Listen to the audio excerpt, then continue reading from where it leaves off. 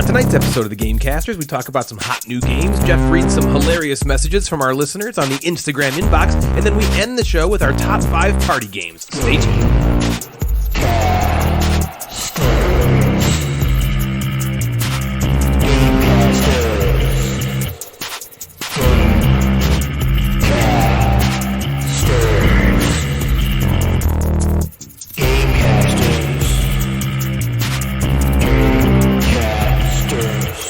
Well, hello there, gamers, and welcome to episode 70 of the Gamecasters, the show that has to find a new running joke to stick to now that episode 69 is in the rearview mirror.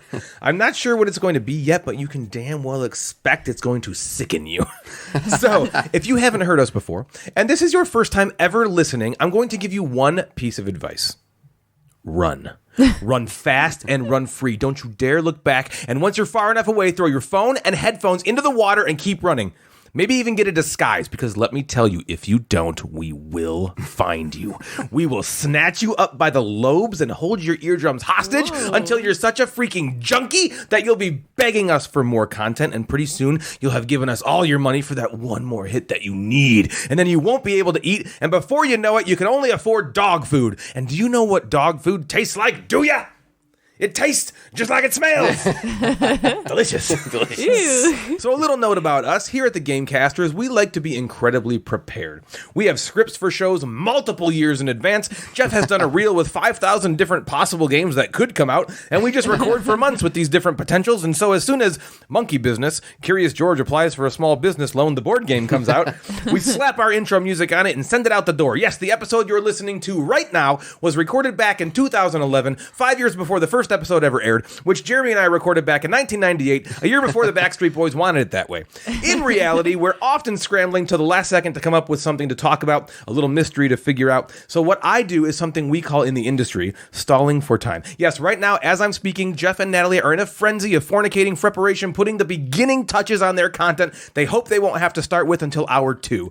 Natalie's Nook is just Natalie's N at this point, and the Instagram inbox is just 3 texts from Jeff's wife manipulated into random Instagram names nobody will question. Oh, Jeff's cutie booty XOXO says, my favorite game is Monkey Business. Curious George applies for a small business loan in the board game. Bullshit. We know that's just Devin. So what you can expect, dear listener, is 3 tiers south of mediocre content dressed up in my fanciest radio voice that makes you think there's something here. And there is. Fluff. Nonsense, gibberish, and we're asking you to pay us money for it, and some of you do, suckers! Sucker. But really all I feel is the sobering sting of regret each time I sit down in front of this microphone and think to myself, damn, I could be masturbating right now. Oh my god. On with the show. To get things started today, we're going to ask Jeff and Natalie some questions. Are you guys ready for some questions to be asked to you? I don't care if you are. Did you know this was coming? No. He didn't tell me anything about this episode. That's right. Did you in there say that Natalie and I were fornicating? Was that in there? Yeah. And I said preparation, but I needed it to be an F, so I said preparation. I thought I was like, did he stumble? Like, did he mess up, or did he mean to say preparation? In your face, he did not mess up. Nope, I didn't. Yeah. Boom. Hell no. I know what I'm doing. I always remember that story you told about your Respects Howard class. Which one? When everyone laughed at you, but the teacher was like, look how he doesn't Oh, yeah. So his words. what she's talking about is, I still do. I think you told it on the podcast. Never mind. So question number 1. If you punch yourself and it hurts so bad, are you weak or are you strong? Where am I punching myself? Like punch yourself in If the I face. punch myself in the face. Are you and it hurts real bad. Are you weak or are you strong? I think you're Strong. strong. But you're like, okay, No. fine. All right, now You're okay. strong because 1, you punched yourself so hard, and 2, you took it. Like if you were weak, you wouldn't have punched yourself What so if you hard cry? because you'd be scared. You're sensitive. What if you Crying doesn't mean you're weak. FYI. Oh, all right. We're getting into some Listen here, manly Ryan. I know. Okay? Everybody can cry. It's okay. I have not cried since I was birthed. It means you're And even then, the brave. doctor was like, pussy. Question 2. How important do you have to be assassinated versus just murdered? Oh, very important. Like presidential level. Yes. You have to be like royalty or but presidential level. So that's it. Nothing below that you can be assassinated. Well, is I it agree. The difference Yep, just that's that it. somebody was paid to murder you? No. Really? If I pay you $5 to murder Jeff, you have not assassinated Jeff. Yeah. You murdered him. You're just a murderer. You just murdered him. Yeah. I think you have to be important. Yeah, I think so too. But I wonder, like, can like LeBron James be assassinated? If LeBron James was murdered, would the headline be LeBron James assassinated? No, you're right. I No, feel like I don't. I think it's got to be so. some political power. Yeah, I think it's like a it's political usually power political thing. or like somebody who's like LeBron James assassinated at 35. But, but maybe like if LeBron James was like going into like I don't know, not much about Politics? basketball, but like some big playoff Wait, game. you said and LeBron. It's LeJon Brames. You know that, right? and it would like change like LeBron. something big, and alter like the world future? in some way. Then I think yes, he would be assassinated.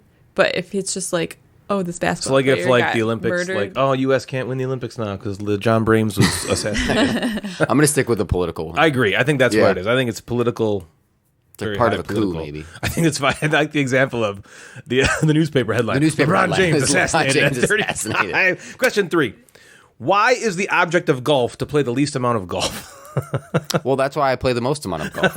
I want to get my money's worth. I'm not going to some fucking course and paying $85 and I'm not only going to hit the ball 70 times. I'm going to hit it a couple hundred because I'm getting my money's worth. You're on the green after one. So you drive and you get on the green on like a par 4 and you're like, fuck. No, fuck that. I'm going to throw my yeah. golf I'm gonna ball back. eat my- You know what I'm going to take my time and get my money's worth on the golf course. Do you know how many times this last time I played golf, I was like playing actually really well, and I got on the green in 2, and then I just had to like 2-putt to get a par. But what do I do? You're like, I paid 4-putt. $60. Yeah. You know? Yep. You just want your money's worth. You got every shot matters. There was some stat a while ago that was like Tiger Woods gets paid, like $1 million a shot, and I'm like, he should just take more shots Right. then. More But that's awesome. Number 4. Question 4. Is your answer to this question no? Yes. Natalie. No. All right. That's two It's different not. So what's your answers. answer to it? No. Is that right? I like that actually. Yeah, that was a good one. That actually kind of worked. Number 5. Question 5. If Cinderella's shoe fit perfectly, then why did it fall off? She's running.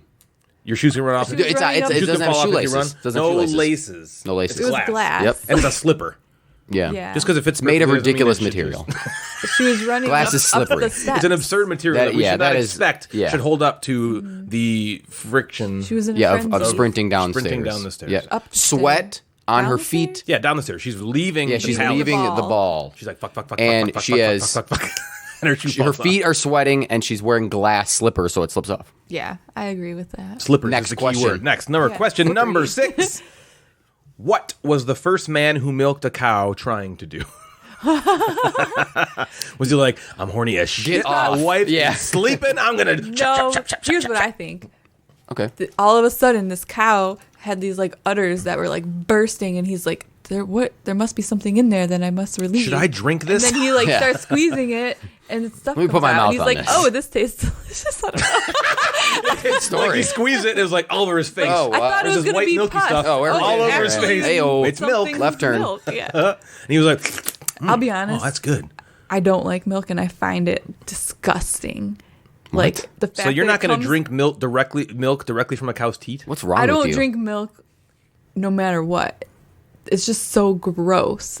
Like thinking where it came from. And Okay, like, then that means you can't have anything. You can't eat anything. All right, well, you can't have chicken because it comes from and this chicken was raised. This poor little baby chicken No, grew it's up to not be a like that. bigger She did say chicken. she doesn't And then they eat chopped chicken its head off skin. and murdered it and ripped all its feathers out. No, Yeah, that's but now- different. Oh, that's different. It doesn't gross her Here's out. the thing. She's cool with the assassination of chicken. Yeah, Here's she's what cool with I'm the grossed- assassinated Chicken. chicken. I'm Yep, grossed yeah. out by anything like Political chicken. like mucusy, Chicken Caesar. like Mucusy. like that, like white, creamy, mucusy, milky. Blah. Well, then that's It not what you just said last night. Oh. You like ranch dressing? Yes. Oh, what about mayo? You don't like mayo? I She hates hate mayo mayo. with What a else- what- fiery hot What are passion. white creamy things? Does she like or dislike? Sour cream is like, I can tolerate it, but it's not like my thing. I think. I don't have a shirt or anything. Anyways, Bump let's sticker. All right, well, that's a from good one. this. All right, question 7, the final question. What's up with you, Jeff? Oh. Not much. So yesterday we all went to a little get together. Yeah, we did.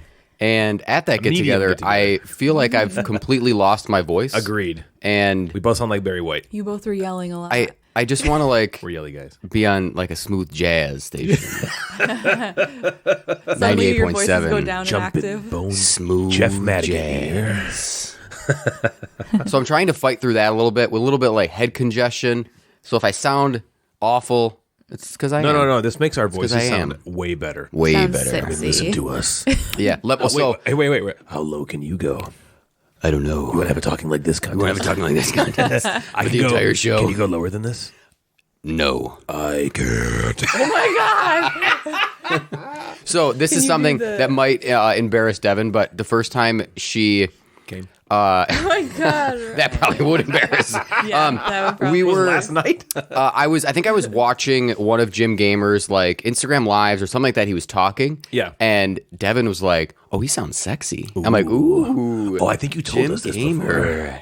So Jim Gamer sounds good. He's a sexy I wonder if he man. had that deep, then British accent. How would that sound? A deep British accent, yeah. A bottle of water. A bottle of Do it water. like I don't know if low- that sounds do good. it lower. A bottle of water. You got a bottle of You water know who has for like me? a deep English A bottle of accent? water. It doesn't. It's Getting like worse. It's getting worse.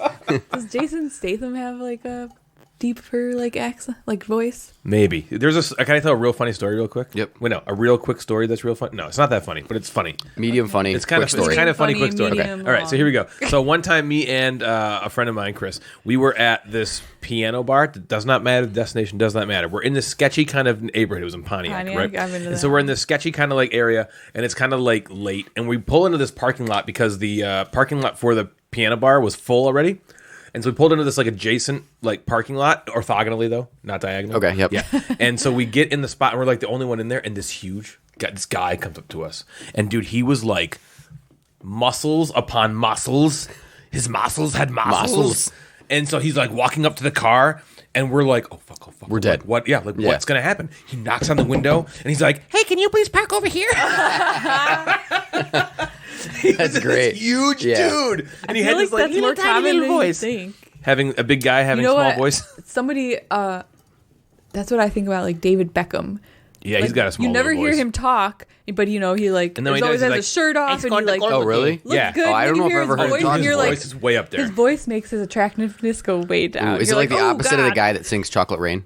Yeah, exactly. Yeah. It is. It's totally like the opposite. Although that's not his real voice, but right. No. But yeah, it's totally Yeah. like that. Yeah, I scored the goal today. It was very That's nice. funny. Yeah, it's like, oh, I just want to look at you. Don't talk. Close your mouth. Don't talk. She says that to me all the time. Except she doesn't say the part where I want to look at you. She just says, "Don't talk." Don't talk to me. And I'm like, "What about now? Ooh. Do you like this?" Yeah, I do. Oh, okay. Okay. We'll be right back. So continue, Jeff. What's up with you? Oh yeah, so party. we right, got right. together. We had our annual Christmas party that was canceled last year. We moved it to the summer, so we did like a Christmas in July sort of party. Yep. And we're gonna do this again in the winter to kind of we Then made up we've for caught last up. year. So We've been caught up. 100% caught up. But this was cool because we were all outside. We got to play like yard games. We played Can Yeah. Jam, which is probably the best yard game ever game is invented. fun. Agreed. If we have a yard game top 5, that will it. be at the top of our Can list. Jam. There's not Me even a all the list to time, make. but it's still fun. That's that's part of the fun. It is. Unless you're playing with Niv. Because you might then get you hurt. bleed. Yeah, me. It's not what was that okay when the thing? frisbee goes into your knees and doesn't stop. It Yeah. stays there. Yeah, but he aims at the can, so he hits it so hard. And he's usually right dead on, too. Yeah. But yeah, if you... He being on didn't this play team is last not night. good. No, we No. lucked out. Yeah, but then we always do like a white elephant where everybody brings garbage from their house and then exchanges it for other garbage. Yep. So I actually ended up with Ryan's garbage. Yep, my garbage So went I to Jeff. opened up the present that Ryan brought, which was a mystery box. and I it always was do a full mystery of, box, and I lied about it. Yeah, this Ryan time. was like, "There's Yeah, no he mystery was like, box." "Don't tell and then I anybody I'm opened it up, doing and there was a it. mystery box with a penis drawn on it, of course. Yep, it has to. And so I was offended. So at a later date, Ryan will have to That's apologize what to me, upsets you. like at the wedding. on the next On party. the next party, you're gonna have to apologize. Dave's going for to be the like, dick you drew. Jeff needs you to say sorry. He's really upset about that dick you you drew drew. a dick on it. It was a dickfish, too. Yeah, it was swimming. And in the box was some change. Yeah. Some rolled up coins. coins from courtesy of my father. rolled up Hey, coins. it's already rolled for you. There at was least. I got a crisp $5 bill. Oh, yeah, it's paying I dividends. got a. But wait, tell them with a $5 bill how that happened. So there was a box inside the box that says, "Please give this box to either Jeff or Devin And Madigan." it would have been so much funnier if someone else Yeah, someone not ended up with the not box. Jeff or Yeah. Devin You know, and they're like, wait, I yeah. got to give this So thing I to got the box that was supposed. Oh, I gave the box that had my name on it to Devin. So Devin opened it, and it was the Nintendo Wii that Ryan borrowed about 8 years ago from us. It's perfect because So it was he's hers returning anyway, right? Yeah, it was hers. So he returned it to her. I got a 2D, a Nintendo, 2DS. a 2DS. Yep, a 2DS. and the Fire Stick from Natalie and Ryan's bedroom. Yep. And then Natalie was like, "You gave away our Fire Stick." So I have that. It was pretty great. That was really It's always a really fun. Our friend group is very creative and comes up with some really funny presents or themes or things like that, and it's just the entire party is just so fun. It's just from one start to finish. constant loud laughter. Yeah. That's like all it is just someone saying something, the rest of the group laughing, and then just boom, boom, boom. Like it's like a pinball machine. Yeah, it's There great. are some Just ridiculous hilarity. things. Yeah. We actually ended up. Ryan got like a really nice gift. Yeah, you did. Oh my god, that was from Dave. From Dave and Terry. Oh, I'm so happy we got that. Yeah, that was. I did not think that was going to land with the, because I usually walk away with like what Jen got. So Jen, Joe-Jitsu's wife. Joe-Jitsu is Deepwater Joe. Yeah, Deepwater I'm Joe. calling him Changing his Joe-Jitsu now. name. Deepwater Joe-Jitsu. Joe-Jitsu. Yeah. She picked one of the big presents, and now people typically bring garbage. Yeah. So picking and I warned her, picking a big present is usually the wrong move because if Big it garbage. sucks, you got to take that home. Yeah, it's full of junk. But she opened this one big present, and I think it was the that's the thing. first one. It was these awesome, like hand carved Michigan cutting board serving platters. thing. And they're so beautiful. And so I was like, okay, you did it. And then it got stolen immediately, right by Ben, I think. yeah. And then she had to open another present, which she then picks the second biggest one that was there. Yep. And again, I warn her, like, don't do that. And of course, that's Yeah, the you're one tempting that fate. had That was it. the old routers, cable boxes. Yeah. And, Like you know, 4 of socks. them. Not, Yeah. it was like, it was like, It was not Those good. and then random you're stuff. screwed. And so the rule is, you don't have to keep the stuff, but you can't keep it there. You have Yeah. to take it home. So everyone just walks away with it. So sometimes you get shit like that. Sometimes you get a Nintendo 2DS. Boom. You never know what's going to happen. I got a bag of Starburst, 3 little mini bottles of alcohol, and a $5 gift card to Forever 21. Let me ask you, Your favorite store. that's the I don't only think place I've- you go to. I don't think I've been there in like 12 years. You need to go to Forever 34. I was telling the last time Forever 21, it's for like really 21-year-olds. young people. Yeah. Oh. And the last I thought it's for old people who want to stay That's 21. what I thought. You're Forever 21 in this You're store. forever 21. here's Come to the old. store, you're Forever 21. When I stopped Forever going 21. there. When the last time I bought like a dress from there, it was like so short. I was like, you're gonna see like my underwear. So I use it now as like a bathing suit cover still have up. that dress? Yeah, I want to see that. It's a bathing suit cover up now because I'm like, I can't wear this like for real. We'll be right back. Ryan needs a break. I need a break. Does this look like a superhero? Yeah. Oh, I thought it looked like This is the a- Olympic write that torch. down. So I have a paper towel roll. Paper towel roll. Now I was gonna take a picture of it. I was gonna Pay for the Patreon. boomerang it. Yeah. Here, put it on Instagram. And we'll make it a story and see if people Don't think put it me looks in like it. a superhero. Yeah. Okay, so what Natalie's doing is taking a picture here. Okay, so that's beautiful. Yep, put that on Instagram. Yeah, it's Go on wonderful. Instagram right now. So yeah, this party was fantastic. Everybody got together and we exchanged gifts, and then we just kind of played backyard games and Ate food Yeah. and had a bunch of food. It was Had great. a fire. It was It was a great time. Yeah. It was a great time. What's up with you, Natalie? Oh, so I've been Django meaning to mention this on the podcast for the last couple episodes, and I kept forgetting. There was one day back in June that I Many got days a back in June. random. There's 30 of them. I got a random voicemail from somebody, and the phone number said unknown. Yeah. And so I was like listening to it, and I was like, "What the heck is this?" And I want to play it for you because it's really Wait, so you just got a weird. straight phone. Sorry, you got a phone call Yeah. from an unknown number that Yeah. left you a voicemail. Yeah. Right. Okay. And I All saved the voicemail to play on the podcast. Make sure it's on speaker. All right, here we go. Hi, my name's Joe. I don't know you. I just know some things. Within a year's time, at least one of your unanswered prayers will be answered, and some of your forgotten dreams will be realized. Oh, no. You may feel, sense, or even see at least once a bright white light. It brings indescribable peace and joy. You deserve it. Till then, mon ami, bendecien de Dios, et je t'aime. What?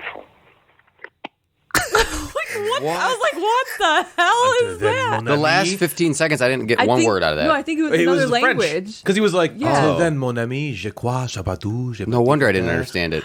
You uncultured swine. When I first started listening to it, it was like you don't know me, and I was like, Yeah, I what? don't know you. I know. I was like, "What And is that's probably a this? good What's this thing. going to be?" I know. And then he's like, "You see a big bright white light. Yeah, It's one of just your gonna bring unanswered prayers indescribable will be beauty." answered. Right. I was like, That's what? so strange. I'm a little Like, turned did on. this and that guy wasn't just, like, call a that wasn't like a random number? recording, right? No, usually, it didn't sound usually like the it. annoying unknown Yeah. numbers I get are recordings where Right. they're like, your credit Yeah. card's been stolen, Yeah, or your car exactly. payment or something. Right. That was like a human. Weird. Yeah. Oh, yeah. That was a dude who was like, I can't wait to tell this. I'm just gonna spread the start. word to all these hot ass bitches. Pushing buttons until I find somebody. 111, 1111. Yeah. No. 111, But he 1112. even it says like unknown, so like did he block his number? Well, he's unknown to us, so that's what happens. Maybe He it was doesn't from know you. like God. Maybe. You listen to that. Ooh. You listen to that. God does not have a listed number. Nope. He's unknown. Well, he's not. Is he unknown? I mean, To some. he said the Yeah. bright white light will bring you like peace. My gosh. Indescribable beauty. That's odd. Isn't that strange? Yeah. Yeah, That's it's really crazy. weird. I want to call him back very badly. Wish I had his real number. I know. Let's try 111. Insane. So hey, is this a thing everybody does where so for some reason I've never said this out loud. I don't think. And I think of every single time though that this happens, okay? Is it a thing for everybody to freak out that today is the day you're going to like run over a kid or something backing out of your driveway? I have it. Does that happen to you? Not that. Like I'm backing That's out of the a driveway and I'm like, I have this is where I go to similar jail thing. accidentally because I'm backing out of the driveway and some kid's gonna run by. I'm not gonna see him and then flat and then boom, boom, I don't and I'm like, have- and I'm in jail forever. I don't have that, but I have a similar type thing where a lot of times I'll be like driving by myself and I'll be like, what if somebody just veers into my lane or I accidentally go in their lane and we get in a head-on accident and I And die? now you're dead. Like right now. Oh. Like I So think that you're all the dying time. in your You're situation. dying. Ryan's killing people. I'm in your killing. Yeah. I'm situation. murder. I'm always like, assassinating I'm always children. like, You're is this the assassinating. day where just a freak thing happens and I just die while I'm driving? I think about, I'll like do that where you're just thinking about the most ridiculous scenario. Yeah. Where like someone, if I'm driving and someone like pretends to, or like eases into my lane and then they go back, I'm like, all right, if they would have came all the way over, I would like, they would hit me and then we would have had to pull over and now I'm going to court and who the hell am I going to call as a lawyer? Right. Then your brain just like runs and Goes runs and in runs and millions of runs. directions. Yeah. It's like this is plausible. This could happen. This could happen. You know, it's like I have to be it's like The prepared for every Handmaid's Tale. situation. Yep, right. 5,000 different Yep. ones. So, Yeah. but this happens to me in like less cold-blooded scenarios as well. I've been in like serious conversations with people. Like this guy came over to us one time to give us an estimate on putting an addition onto our house, and he's like, we're talking, and he's just saying some things, and as I'm nodding and smiling and just thinking in my brain's like, punch this guy, What? you know, See like, what would happen. and he wasn't even making mad. He was my brain's like, just punch him. What if you just punched him? No warning, nothing. You might do it. You might, and then my body's like, oh my god, am I gonna punch this guy? Like, Yeah. am I just gonna punch him all of a sudden? And I freak out like that. Like, am I going to punch him? I used to have that happen in Thought school you would just all the time. involuntarily punch him. Well, because my brain's like, what if you just Just did? do it. Like, you could just punch him. Yeah. I'm like, I can. So I kind of okay. Well, on a lower scale, I see how like when murderers are like, the voice has told me to do it. I've had those Oh voices. my gosh, you have murderous voices. Well, on a very This is the small beginning. scale. No, because it happened. Welcome to episode So 7. in high school, This is in where high it all school, began. all the time. Oh my God. But instead of violence, my head would say stuff like, "What if you just like yelped really loudly while the teacher's giving his What? lecture?" Like the weirdest like thing. a high And does pitched it do yelp. it? And Like, did you ever like do it? no, I've never done it. I've never done it. But my the voice in my head is always like, you might just be like, motherfucker! Like, just say that out loud in the middle of class. Like, you should. Maybe do it. Just do it. And then the other voice is like, nah. Nah. Is that just me? Has that ever happened to anybody before? I have like those are different thoughts. No, but yeah, I understand some of those things where like if I'm in the kitchen and like Devin grabs a knife to cut something, I'm like, is she just gonna stab me? Yeah, she's gonna stab me What now. if I just like what if she Right. stabs She me? could kill me. I'm more all like of a sudden. that. I'll think Which of I think is I'll think weird. of like harmful, deathly things to Onto myself. You don't think about screaming motherfucker? In No, a I don't think place? about that. Like, what if I just punch this guy that I'm talking to? Yeah, Like, I don't like, think. what if I punch him? I just want to I punch might. him. But see, it's the thing. I don't want to. My brain's all is just like what happens is it's just like, what if you punched him? Yeah. Right, because it's not What like would the next step it's be? not And like you you, might even- wanted no, to you might punch even him do it. You're gonna because punch he him was like soon. a dick because he was just like a normal. No, he was being regular super guy. cool. I Yeah. liked him, in fact. So like that's the weird what if I part. did? You weren't like But wanting what to, if? thinking about punching him because you were mad at him. You were just thinking about punching him just to punch him. Yeah, I was like, am I going to punch Wait, him? I have a question. What if I do? Have you guys ever punched somebody No. in real life? No. I mean, in the face? Like a fist fight like you see in the movies? Yeah, like I don't mean like just punch someone in the arm like a friendly like punch. No. I mean, like Out of anger, like out you're in of a fight anger. to punch someone. It doesn't have to be in the No. face, like in the stomach. never. Or like, No, I've never punched somebody. have you ever I don't. wanted think to? I've never so. been Yeah, punched well, either. everybody's always wanted. Have you to ever be been punched? punched? No, I'm very good at talking myself out of situations Yeah. that would have gotten me punched. I'm a great I'm screamer. always wondering what it's like to punch someone. I'm also in the face. faster than some people. Yeah. So Yeah. I You want to run. know what it's like to be punched? I've always wanted to. No, We could- I've always we wanted to could know just what it's punch like. Natalie has Natalie. actually smacked me as hard as she can in the mouth before. Yeah, I've Ooh. smacked. Yeah, but I asked her to. It We'll be was right back. not I was- out of anger. I was like, I kind of want to know what it feels like. You She just was smacked him she was like across do you want the me face. to smack you? Yeah. And I was like, I kind of do. Is that okay? She was like, Gee, all right. How much were you both wearing? Were you wearing clothes? Was this like in the No. bedroom? Okay, yeah. Jeez, oh Pete. I think I would feel too bad. There's a follow up to punching episode you. 69. 69 episode plus Should have one. talked about this last episode. Going. Yeah. We didn't think about it. Yeah. I mean, it's not hard enough to bruise me. I mean, I'm a man. Oh my god! And Oh, boy. also, I'm not. So gonna, did like, you cry? punch you Was she as stronger hard or as you I weak? can. Yeah, no, she's weak. I'm strong. I didn't cry. I was like, give me again. Do it again. Do it again, Natalie. Come here. Right now? Put it Yeah, in the, come put, smack put it me. in the fist. Seriously? Okay, you want to punch me? No, I mean slap. I don't want to punch Okay, come you. on, slap me. I'm gonna do. But No, I don't slap me. You can punch me though. I'll let you punch me. No, I'll let you punch I me think right I'd now. feel too bad. No, let's save it for the What if Patreons. it's like Okay. really hurts The patrons. Yeah. You slapped me before and it hasn't really No, hurt I mean me. the punching. That will hurt probably. Yeah, that's why I don't want to do it. I'd rather punch someone I don't care about. How about this? How about this? You suck. Ooh. You're the worst. Ooh, make some fart jokes. You know what? You're going to fly up the stairs with that booty. You Oh my god. want to punch me now? Huh? Yes, You I wanna- do. All right, get over here and punch me. Oh boy. No, Guys, this is I'm getting not out of gonna hand. punch you. So, enough psychopathic behavior talk from me. Okay. Have we played any games? Yeah. You know what? Can I go first this time? Okay. You know what I'm doing? I don't have Yeah, to. no, you're going first. All right. Listen Can I to go this. second? Yes. Okay. You go second. We'll go third. Yeah. Okay.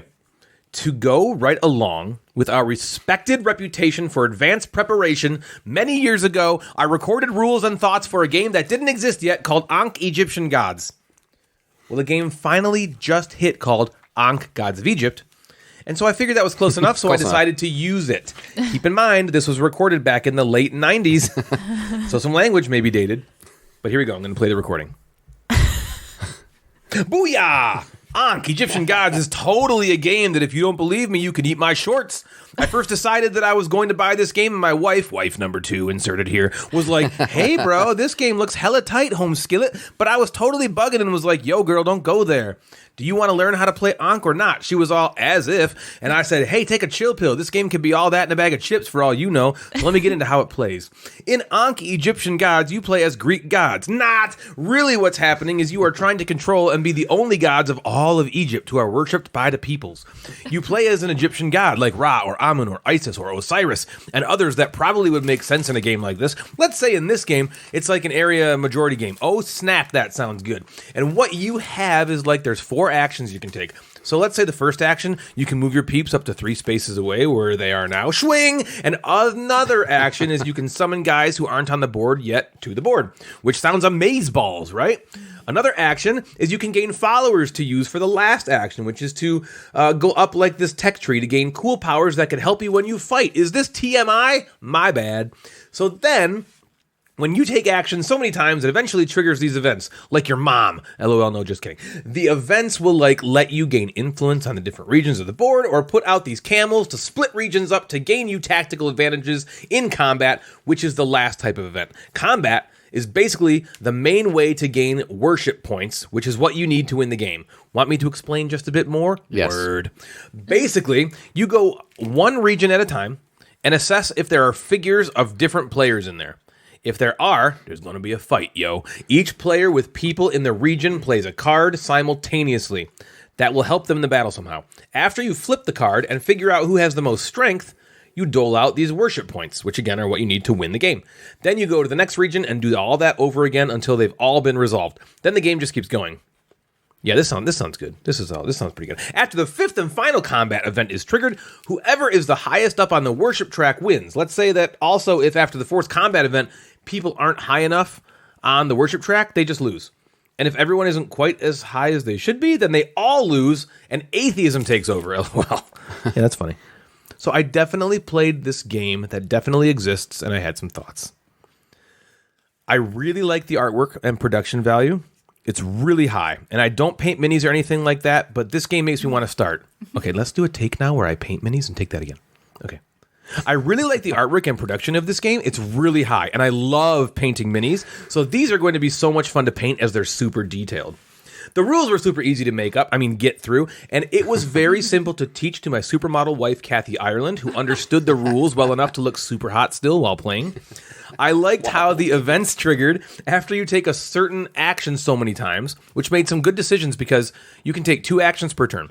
Only if you trigger an event by taking 1 action, you can't then take your second action. So that makes you plan so much differently. There's also a rule that I'll make up now that says once you take an action, you must take a second action unless you triggered the event. And that second action must be an action lower than the first action you took because the actions are like in these 4 rows. So that also probably affects how you can plan and decide what to do. Things I didn't like. I'm not a huge fan of games where my job is to destroy you. I love being clever in games and making moves to surprise everyone. That's like my favorite thing ever. And there are opportunities to do that in this game because of the different powers that you can gain, both with your own unique god power, as well as these different guardians you can recruit during the game. Think of another game that came out before this called, we'll call it Kemet. And you have these combat cards that you play in secret, kind of like Kemet, so your opponent doesn't know exactly what you're going to do. So you can set yourself up to make these moves right before combat that puts you in this amazing position, and your opponent just gets completely screwed. Kathy Ireland only likes being screwed a certain way. You know what I mean? Yes. Totally. So, in this game, you have to hurt other players to do well, tearing down what they've built, and that's totally fine. And there are great opportunities to play cleverly to get ahead. I just don't personally enjoy playing that way. I like playing cleverly to advance my own game and maybe score more points than you. But if playing clever means I destroy what you've built in order to get ahead, that's not as fun for me. As when it happens to me, I get super frustrated. So doing it to you just kind of makes me feel bad. So at the end of the day, I appreciate that the game is good. It's a good, it might even be a great area control game. It might be one of like the better ones that are out there. All game, you're just like constructing new areas in order to gain majorities and cutting off other already established areas, which is not typical. So typically in an area majority game, your areas are like printed on the map. Yeah. And then that's what you have the whole game, and you're just fighting over those areas. In this game, you're like adding new areas throughout the map, throughout the whole game, and that makes it really interesting. That seems cool. That's from what you've said, that seems like the most unique part of the game. It seems kind of cool. Yes, it's a really, really interesting mechanism. But nothing, I don't know how to explain it. It's like, that design is awesome. Natalie and I both, Kathy Ireland and I both have really appreciated that. It just, we just kind of recognized and realized that the game wasn't for us. Kathy Ireland, what did you think? So, I mean, first off, everybody knows that this is not like my kind of game. But I went into it with an open mind, and it kind of started off where it seems like this game kind of like ramps up. And at the beginning, to me, it was not fun at all. Like, you have 4 different actions to pick from. Like Ryan said, you have to, if you do a second action, it has to be like below like the first action you did. So that kind of, it doesn't let you do like just whatever you want to do. Even like later in the game, when the different action types, like if it triggers an event, then you can only take 1 action. Like, you can't take a second action after that. It kind of ends if that's your your turn. first action. If that's your first action, you know, like that. So we got in a situation where like 3 of the 4 action types, like if you took that action, it would trigger an event. And so, which means you're not getting your second action. Sure. Right. You're not getting your second action, but then also like, you know, that kind of has a lot of consequences. You know? Would that happen to just you, or did it happen to both of you? Both. Okay, so Both it of was us, a universal event. Absolutely. Yeah, yeah. It's just like, Still, it's still and it's annoying. not even that's not a bad design choice. It's No. It's actually a good design choice. It's just something that we don't personally enjoy. Yeah, it makes it more complicated. I think so. Yeah. What am I trying to say here? I think that people who like this kind of game will probably really enjoy this because it was cool and it had a lot of cool stuff. But to me, it felt like the actions were just kind of like, I didn't really care about them. And then the worst part was our first battle. We only had 2 territories, and like I won one and Ryan won the other. And like he said, when you lose, all of your figures are killed. And so you're in the next round, like you're starting off with somebody has all of their figures like in that they had in one territory, and then you have 0 in there. And it's like, what if he had won both territories and I had nothing out there? How could I catch up to him? And then I will say it kind of got better as the game went on. So like then in the second battle, when we started splitting the areas up and making more territories, that made it interesting. That definitely, that made it way more interesting. Like if that didn't happen, I would have been like, yeah, this is. I don't ever want to play this again. Right, but then that so started happening. I was like, okay, I can see now how you might not totally get screwed over if you're splitting up territories, because like you have all your guys in one, and if I got to split it up however I want as the person who's maybe like not doing as well, then I can like split it up to benefit myself, and it wouldn't be as easy for them to like get over in my territory, and then maybe I have a chance to like win something and get some stuff. But it's like that gotcha thing. There's a lot of that gotcha stuff in this game. Yeah, but then the other side of that, like you said, like because then there's these other I don't remember what they're called. These other figures that are like have like special powers. Guardians. And like they had really cool powers, but again, their powers are basically like screwing you over to benefit me, and that's just not the kind of games that we like. So like Ryan said, I recognize that it seems like a cool game, and it's seems like a good game. Like there's nothing wrong with it. I'm not sure. I don't personally think as in a 2-player game that it's like broken or anything. But I've even seen that that's the preferred way a lot of people want to play this. Right. So yeah, it's just like it's just not for me.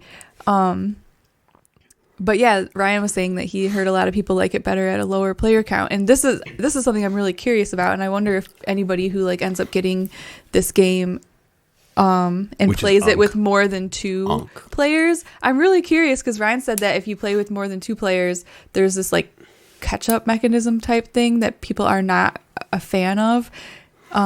What is it again? It's called merging the gods. You have this merged god board. I think what it does, you've played what's his last one that came out in this trilogy, Rising Sun. You played that, right? Yeah. There's alliances in that game, yeah? Yes, you can make alliances. I think this merging mechanism is kind of like that, but it's like forced on people who are maybe underneath the winner to like pull them up, to like get them and it sounded kind of cool. Every comment and review I've read, everyone hates that. If they don't like something about the game, that's what they hate. And so they're like, play with 2 because that's not in the 2-player game. Like what we were saying, like, well, can't, like, if somebody is losing and somebody's like kind of dominating, how could they possibly catch up? And then they had to, what if that's actually the case? And then they put in this extra thing to like fix that. But maybe again, I would like to hear from people to see like what they actually think, but like maybe that just feels like tacked on to fix like a quick fix for that issue. Yeah, for a runaway leader. Would you need to have that in? Like if I was playing with 3 and I was just getting my ass kicked, could you just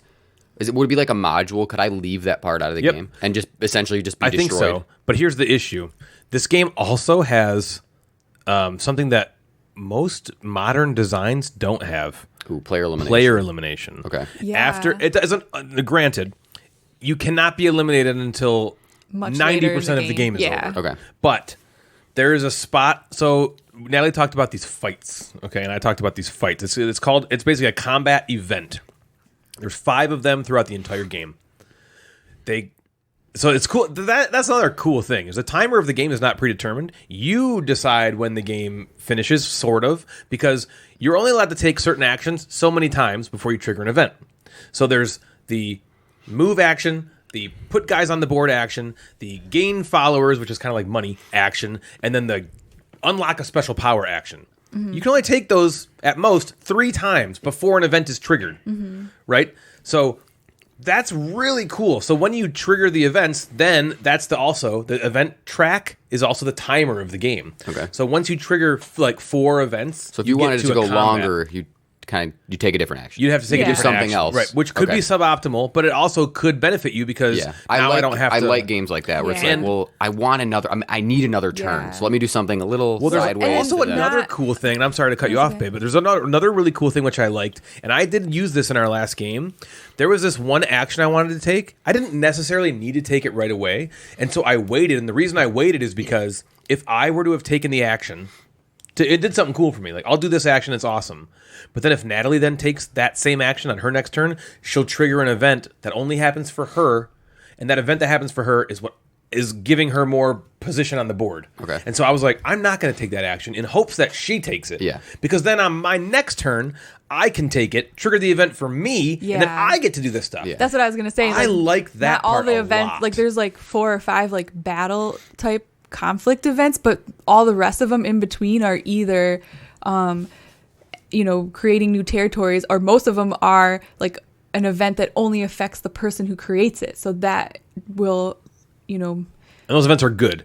determine They're like not. if They're you're- not like something bad they're happens good. to you. Right. It's not bad for the other person, but it's only like if I trigger that event, then I get the benefit Right. I of it. don't. That's cool. And he So I doesn't. like Yeah. all of the design is very nice. I Yeah. really appreciate it.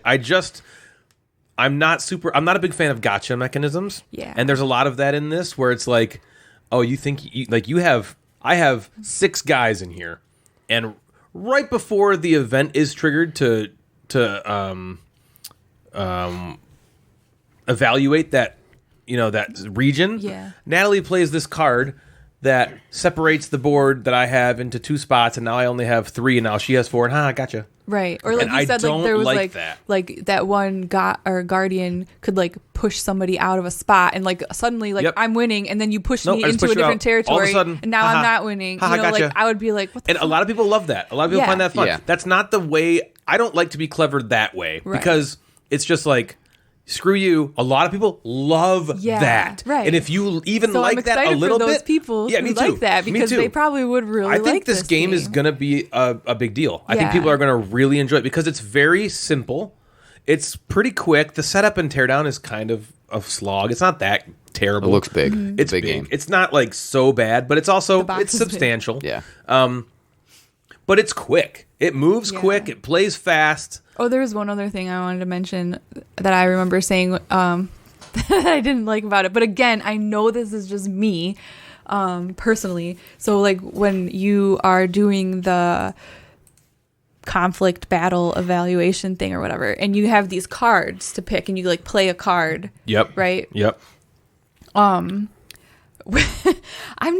not like super into like the battle games and the fact that we had to use cards and like make a decision like out of these like 8 cards or whatever on what to do, and I didn't know what card you were gonna play, and what you played mattered what I played, but I didn't know what you were gonna play, and it gave me that like anxious feeling. Yeah. I You just get, like lock up. Yeah. it gives me Yeah. that feeling I get, and the reason that I don't like a lot of the auction type games is when I'm like sitting there and I'm like, I don't know what anyone else is going to do. And Which so, is like, the point. Right. Right. And which so, is like, which is a game for a lot of people. A lot of people like yeah. They love But that I feeling. hate that Yeah. feeling, and that's what that gave me, because I'm like, if he plays this one card, then I'm totally fucked. But if he doesn't, then I could play this and do really well. And I'm like, I don't know what he's gonna do, and like, do I do this and then I just screwed myself, or do I do this and risk it? And I'm just like, this is too stressful. I think like, I like don't that like more that. than I don't. I think I like that, especially in like auction games. I feel like I like that more than I don't like I think that. you do like that. In auction games, yeah. I for some reason, other than maybe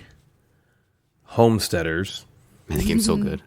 I know I like Homesteaders, but that feeling, I typically enjoy it in auction games because the stakes, which is going to sound, maybe that's not the right word, auction games seem to typically skew lighter. Yeah. yeah. You know, like you're playing something like For Sale or like modern art or modern or art. something. You know, it's more like it's more goofy than it's not. Yeah. You know, where this is like a battle war Yep. game, and so you have that mechanism in there, and it's not like, oh, haha, that's funny, Right. you bid so much and I lost. And you're it's more losing like, something. "God Like darn it." in modern art, if you lose a bid, you get your money back and you try for the next one. Yeah. Yes. There's a bidding mechanism right. in this In game. this one, if you just lose, all it. your guys are gone. You gotta Or in terms of Start like over. in almost the same situation in a game like Kemet, which I love Kemet. There's a battle, but if I lose the battle, yes, some of my people might die, but then they get moved to an adjacent space, right? Right, Which they then, run away back to that their might space. change my strategy to where I Everyone can go, or dies. I can pick them up and put them Yeah. back this into game. my But here's home the base, thing, right? though, I will for having, I don't know, probably repeating myself, but even though I said I don't like these kind of games, they're not for me. I will say the fact that it started off kind of like and started like ramping up a little bit with the splitting up the territories and getting the powers and then getting more the interesting and guardians, fun. it definitely improved the Okay. further it went on. I kind of like that. Some of those games need like a ramp up, right? Or where it's like, how is this game ever going to end, and why is it so slow, and how? And then it's like, oh shit, okay, here it and then is. it races the last. Like, oh, It's this is more impressive. interesting It's now. impressive. Yeah, like, oh, you just split the board up into 3 sections instead of 2. Right. And now it's like, oh, now we can jockey. You know, Yeah. where That's before, cool. in that situation, in the scenario Natalie explained, where in the first combat encounter, she lost all her guys in one territory. I lost all my guys in the other. We stopped for a second, and I was like, why wouldn't I just go hard and build up? Because you still get points. Yeah. I was like, Yeah. why wouldn't I just go hard and build up my area, and you go hard and build up your area, and we don't even talk to each other? Like, we could just do that, why right? wouldn't we Like, just why do couldn't we just that? do that? Yeah. And then when you, because we were thinking, because it's like, it's okay. In order to challenge you over there, I have to like spend a lot of my resources from my side. You can only bring in one guy when One you're guy at a summoning. time, yeah. And it's like, it's going to be like such a lot of work just to try to battle you here. And then if you do the exact same thing to me, now we're in the same boat again. And it just seemed Yeah. like, is this even, but then once that event triggers where you're splitting the board up, Yeah, that's the best part. seems then it's very like, cool. That seems like a oh, cool thing. now I 'Cause, can well, make some I don't moves. know. We didn't like mention like the monuments or whatever a lot, but like that matters with also getting points in like the main So it's an event area thing. control, and it's Yeah. also a what is the term for like I guess majority scoring. Okay, Yeah. so when you're Monument it's not just majority fighting. gives you Fighting points, is actually and the very last the thing that battles happens give you points in the combat encounter. So when you're evaluating a spot, the first thing you do is you say, okay, is anyone building a monument? And yes, okay, I built a monument, now I control it. Okay, that's like, is anyone doing a plague? And a plague is, I could just kill all your guys in the battle before we even battle. Okay. By bidding Yeah. that money I talked about The earlier. followers, right? yeah. And if you lose the bid, you still lose those followers, Ooh. which sucks. Okay. But then, after that, then you do the majorities in each monument, of which there's 3 types. There's like an obelisk, a pyramid, and Some other like a building, building. yeah. Okay? And if you have control over the most of those in that region, you get devotion, which is the the victory points, points. basically, yeah. And so then after all that's done, then you fight. Okay. And fighting is devastating if you lose, if you have a ton of figures, but the winner doesn't get a ton of victory points for it. You just get 1 devotion. And then if you Yeah. have cards that give you additional stuff, you do. So it's Right. I could see there being a runaway leader issue without that, but I also think like it's not so bad to lose that, oh, you just got 5 points for winning and I'm dead. right. And there's even cards you can play where if you know you're going to lose the battle, it's kind of like in Blood Rage. You play this card, like, I know I'm going to die, and so everyone that I have in the battle that dies gives me a victory point. Yeah, And so I you like could stuff like potentially that, get yeah. more victory points for dying, Yeah. right? Well, But- then even if like all your people die, I'm like and- talking myself into liking this. I know. I It know. seems, I'm like, it seems do I like hate you are. it It seems that like much? you're now. Maybe we should play. I feel Yeah, like we're you playing started it. at about 50-50, and now you both swing to about 70-30. Yeah, liking yeah, it. yeah. I think Well, I like and it then more like than I don't. with my whole point of bringing up the monument thing is like that was like a cool thing where like there's this one big territory where maybe like Ryan had the majority of like the monuments or something, but then I manipulated it and created a territory like specifically around certain ones so that I was like winning Yep. and then could potentially like win the other one too. And You then know what I mean? And So then it I did a kinda changes, gotcha thing that it changes took everything. it away. So maybe I don't like it. I know. I'm just kidding. Well, I mean, Take that here's- with a bag of that's- milk. But that's Yep. the whole point. It's not Ew, a why game would you for even drink us that? because we don't like the screw you over gotcha thing. But we've recognized that it's a cool game game, is good. and so if you're into that, You're gonna you like will this game. It's probably Eric like Lang, this. right? It's Eric Lang. So he doesn't swing and miss a whole lot. Yeah, right. Whether it's your type of game, And this is the different. third in that trilogy, right? Blood Rage was first, Rising Sun was second, Ankh is third in that map area control-y kind of yeah, thing. area control, but more like the theme, like they're like this is the Egyptian one. Oh, sure. Okay, that makes sense, yeah. Blood Rage was like the Norse god one. It's funny we had Rising like Sun this. is the Maybe I should Japanese just one, say maybe. like. Never mind. I'm gonna save this for the Nook. Oh, I had a like a. Ooh, we have a Nook today. It's not just a Nook. Now it's not I had a anymore. thing It's to bring Nook. up, but I don't think Natalie's I'm gonna wait Nook. till So the Nook to that's bring it up. Ankh Gods of Cool. Egypt.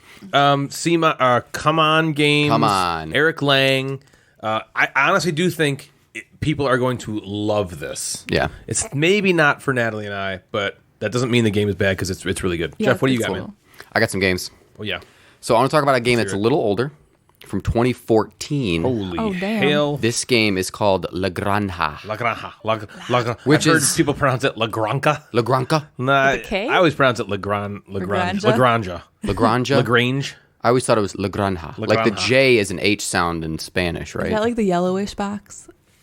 The yellowish box? yeah, Yellow- yeah, it's a we yellowish played green that. box. I think we played Natalie, that. what's on the cover? Oh, I'm like, is that what is La Granja? It's very La like, Granja. it's yellowy, and then it's got like plants. Leah plants. There's a big like house on the front of it, I yeah, think. and a house. What's the font? Do you remember? Oh, it's cursive. It's Yeah. cursive. Yeah, Yeah. it's cursive. It's Hold on, cursive. real quick. La Granja. How to pronounce La Granja? Oh, okay. La Granja. All right. Probably La Granja. Oh boy. What are we waiting for? Yeah. La Granja. La Granja. What am I waiting for? Do you hear that? Oh, Granja. it's not a cup. La Granja. Yeah. Oh, with like the. La Granja.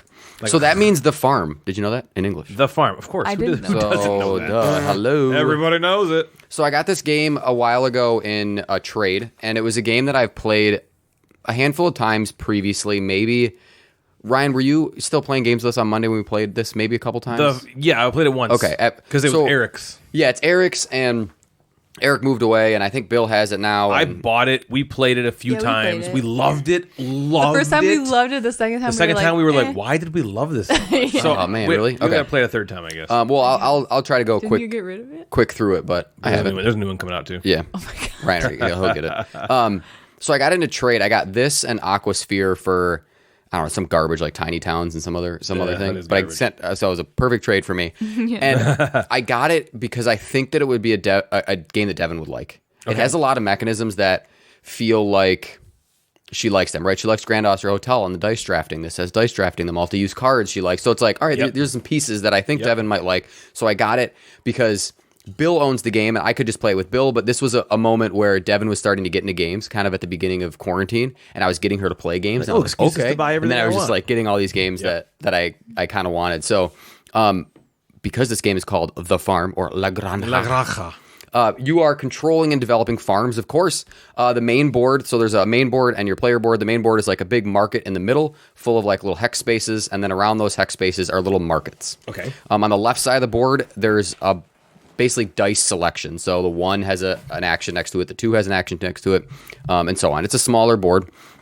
Each player gets a player board, which is their awesome looking farm. It's so cool. It's got these like tongs sticking out. Yeah, one of the prongs. This is one of my favorite player boards. It's tough to kind of slide the cards around underneath, but just the look of the player board and how everything fits together is really awesome. It draws you in. Yeah, I wonder if. Never mind. I'll get there. It takes place over 6 rounds, and you start by adding a card from your hand to your player board. And this is where I think the game really shines, is these multi-use cards. Each card has 4 different functions, and you add it to one of the 4 sides of your board. So if you add it to the left side of the board, you get to increase your fields, right? You get more goods. There's grapes and olives and all this kind of stuff. If you add it to the right side of the board, you get a farm extension, which gives you income or pig stables or more cards. If you add it to the top, they're kind of like delivery contracts. They're called market barrows.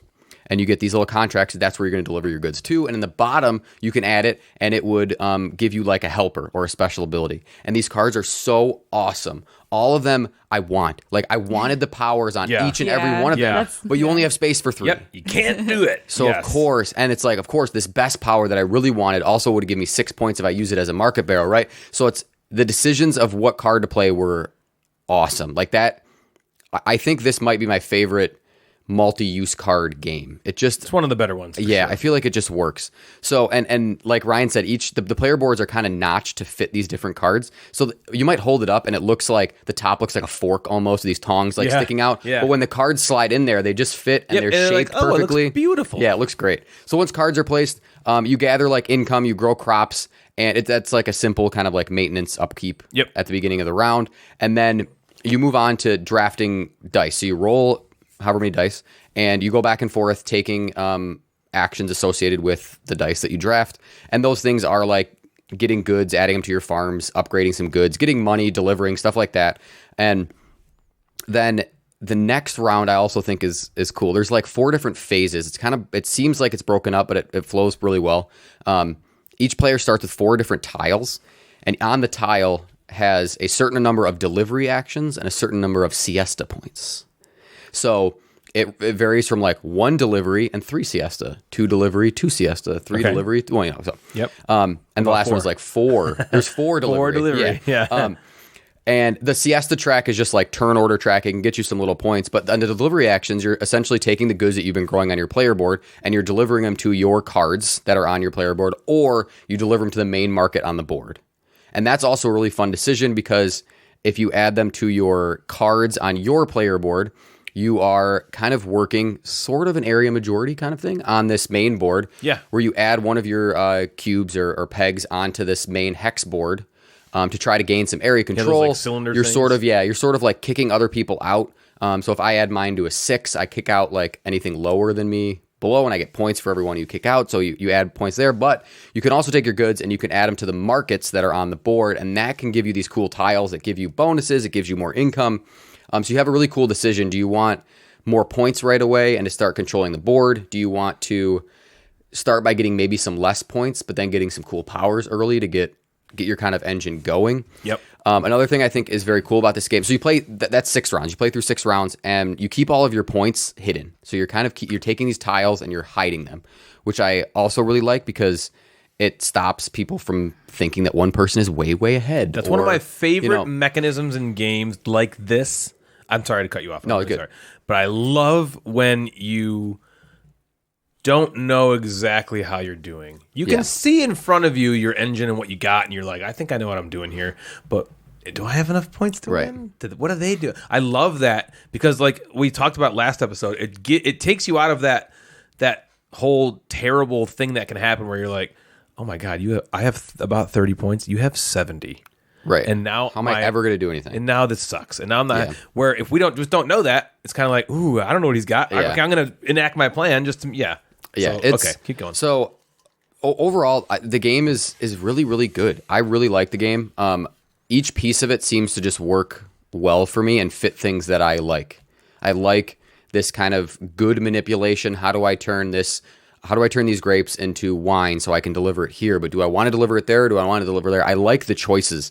Like I said earlier, the cards are awesome. I think that's where the game kind of shines. If the cards didn't exist and you were just creating goods and delivering them, I don't think it would be anything that I would want to come back to. Yeah. But I think the cards is what really makes the game a game that you want to keep playing and keep exploring. And what combinations can I make? How can I change kind of my strategy based on the cards that I get? And I, a couple things I think that are kind of like some downsides with 2 people. That main market in the middle of the main board is not as competitive as it would be with like 4, right? Yeah. So Devin and I were just kind of we were adding tokens and sort of only getting like 2 or 3 points because there was not many other tokens on the board. Right. But when you have 4 people and you place that 1 on the 6, you might be knocking out 4 other people, getting 4 points. And that's a cool thing. So 4 might be a really good sweet spot for this game. It obviously kicks up the time a little bit, but Devin and I played it in under an hour and a half. Wow. Maybe an hour and a half with rules. So I explained it, played it in an hour. I can't wait to and a hear half, what she thought. which was good. And then the last thing is, if you're not, maybe the first couple rounds you might think the phases are a little fiddly. Like, all right, what do I do? The player aid is great. You kind of look at it and go, all right, we'll gain our income, we'll grow our crops, we'll do this. And you just kind of go in order. The first round you might have to like look at that thing, but it seems to kind of pick up intuitively like later. Right? Round 3, you're like, okay, now I know what I need to do and how I do it. There is a new print coming out. Yeah, hell yeah, there is. By Board and Dice, who have been they are on a tear, amazing man. lately. So this is going to be a game I think I instantly back. What was the publisher? Was it Renegade? Maybe. Is Renegade who does flip ships? Yes. They were like the publisher to beat like a year or 2 ago. Yeah. I feel like Board and Dice is kind of taking that. Hill, and every game I feel like has just blown up for them. Has been so awesome. Even that they have a new one like Mandala Stones. I feel like I see everywhere. Right, it's everywhere. So they must have bought the rights from Spielworks or Stronghold or whoever had. They must have bought the rights for it and are now reprinting it, new art. I'm not sure what they're doing with cards and things like that, but yeah, I mean the production was always pretty good already. Yeah, I'm in, and I wanted to play this game before the Kickstarter went live because I wanted to see if Devin liked it. Yep. When does that go live? You know? I don't know. It's got to be soon. I want to say it's closer to the end of the year, maybe. Yeah. But they just on Instagram they just put out a picture of their updated cover, like their artwork, It looks awesome. Sweet. No, I can't get it. No. Oh, I kind of want it. Well, Got rid of it. Yeah, but I've done that before. I got rid of the Gallerist 2 times. 2 times. Sitting over there right now, looking now at it's us over like, there. Hey. Like, do you want to sell me again? So Devin, I asked Devin, and I was like, I kind of want it. so what do you think? Devin really liked it. Yeah. Cool. She really like every piece of it. And again, we flipped over, and at the beginning I was like, I'm fucking crushing you. Yeah, I'm like, killing you are you. getting You're gonna get dominated, and killed you're by gonna me. hate this game. And then there were like 2 or 3 rounds in a row where she was just like getting points. And I think that's another cool thing about hiding points. I never know the points that I'm grabbing, but I always seem to know why. How does Devin get 10 points? Yeah. Every fucking time she does it, you know. So I'm always like kind of trying to keep track of hers. And we were within 5 points of each other. Wow. On her first play, so she did really well. Liked kind of everything that we were doing and was invested in it. So Yeah. this is a game that she likes, that I like, that I'll definitely get back to the table and then also spend more money. Well, if Shobu is a Ryan And the James new one. ass game, and Sagrada is a Natalie James ass game, and Destiny's is a Dave Madigan ass game, I would say La Granja is a Jeff Madigan ass Yeah. game. Yeah. This is like, that game has you written all over yeah, it. I really enjoy it. So if Natalie won't let you buy it, I'll buy it, Okay. and then you can have the old copy. Okay, thank if you. want, Oh, and then- yeah. That'd be awesome. Then you can have it back. La So- Granja. That's a cool game. We played it. I played it a few times. I remember the very first time I played it, I was like, what? And then the second time I played it with What? Natalie, I was like, this might be the best game of all time. And then we played it again, like quickly after, and I was like, what? Maybe not. Weird. Yeah, I think we just had Yeah. bad play. I think we just had a Sure. bad play. Why Natalie, did we? I don't even But remember Natalie why might we be felt out that way. Sometimes I'm- that bad play with the nature of games now Yep. can be Well, done. It's I tough. get It's it. not tough. that. It's You can not- hate it. It's Yeah. okay. No, allowed it's not to. that. It's more just like we have so many games and like we don't play them At all and anyway. so like why So get why get another them? one that we're just not gonna play? because it's fun I to own understand. stuff. Yeah, it's the collect. Owning things is fun. Yeah. So a long time ago, I kickstarted. You're done, right? With Yeah. Do you have Right. more to say? Can I wanna- talk No, more I'm good. now? I'm good. La Granja, I like it. I Very recommend cool. it. Yep. Good one. A long time ago, I kickstarted this game called Twinkle. Twankle. Twinkle, twinkle, Get some little sprinkles. star. Get some sprinkles for Some twankles. twankles. I think I heard Rado talk about it. And it wasn't a ton of money that I thought. And that's all I need to hear. So when I Rado and not a ton of Rado money. and not a ton of, if it's under $100 and Rado says it's good, I'm in. Yeah, I'm in. Seriously, it looked like a light strategy game. This is like It's just a light strategy game. So I It's a light backed it. I strategy was like, game. this is like strategy Yeah. game. Well, it showed up and we got it to the table right before the episode. yeah. You might have seen. Did you post anything about it before the episode Not yet, started? Okay. no. In Twinkle, is Twinkle. Okay, It's called Twinkle, like Twinkle Twinkle. It's not called Twinkle. Don't It's look not that Twinkle. up. Yeah. Players We don't know what that play is. across 7 rounds, drafting 1 die each time, and playing it off of the main board into one of their 2 areas to form constellations, which will then be added up at the end and scored based on scoring cards. So on your turn, you select 3 different dice. You either select 3 different dice and roll them. It can be any of the dice that are in the game. You just roll them. And then one of those dice you pick and place it in your constellation. Now, the dice are made up of D4s, D6s, D8s, D10s, and D12s, which is really cool. I like different kinds of dice used in spots that are not just Dungeons & Dragons. All the D8s, though, are in the center of the board. I wonder why it's the D8s. Because they're in there, right in the middle. Maybe the middle? There's D4, D6, D10, D12. In the middle is that 8. makes sense. All the D8s go in the middle of the board. And you can either pick 3 dice of any, whatever you want, and roll them and pick one to put on your thing. Or you can pick one of those D8s that's in the center of the board, but you don't roll it. You leave the face where it is, and then you take it and you place it in your constellation. What's happening? And Natalie was like giving me this weird, goofy laugh, and I was like, I'm going to stare You right into her just keep soul. saying D8, and it just reminds me of something you said. The other D8s. day. Oh, I H8 you. Yeah, he's like, I just thought of something Oh, like really hate. cute that I wanted to tell you, but I don't know if I should say it. And I'm like, what? And he was like, I H8 you. And I was H the like, number 8. I was like, you're the I was worst. just fucking with her. Okay. So, that's really when placing dice, you must place them in descending order. So if the first die I take is a 6, the next die I place must be a 5 or lower. And if you use a die with more sides than the previous dice, it can boost your score, which is the twinkle. That's how they twinkle. So like if I use a D6 to place a 6, and then a D8 to place a 5, that's good news for me. Good news. 2 points. At the end of the 7th round, you total up all dice in each color, and each color will score differently based on their scoring card. there are also these mission cards that we didn't play with in our game that you can mix and match to make the game more strategic. There's a lot of these mission cards, and you just kind of like pick a bunch. Mm-hmm.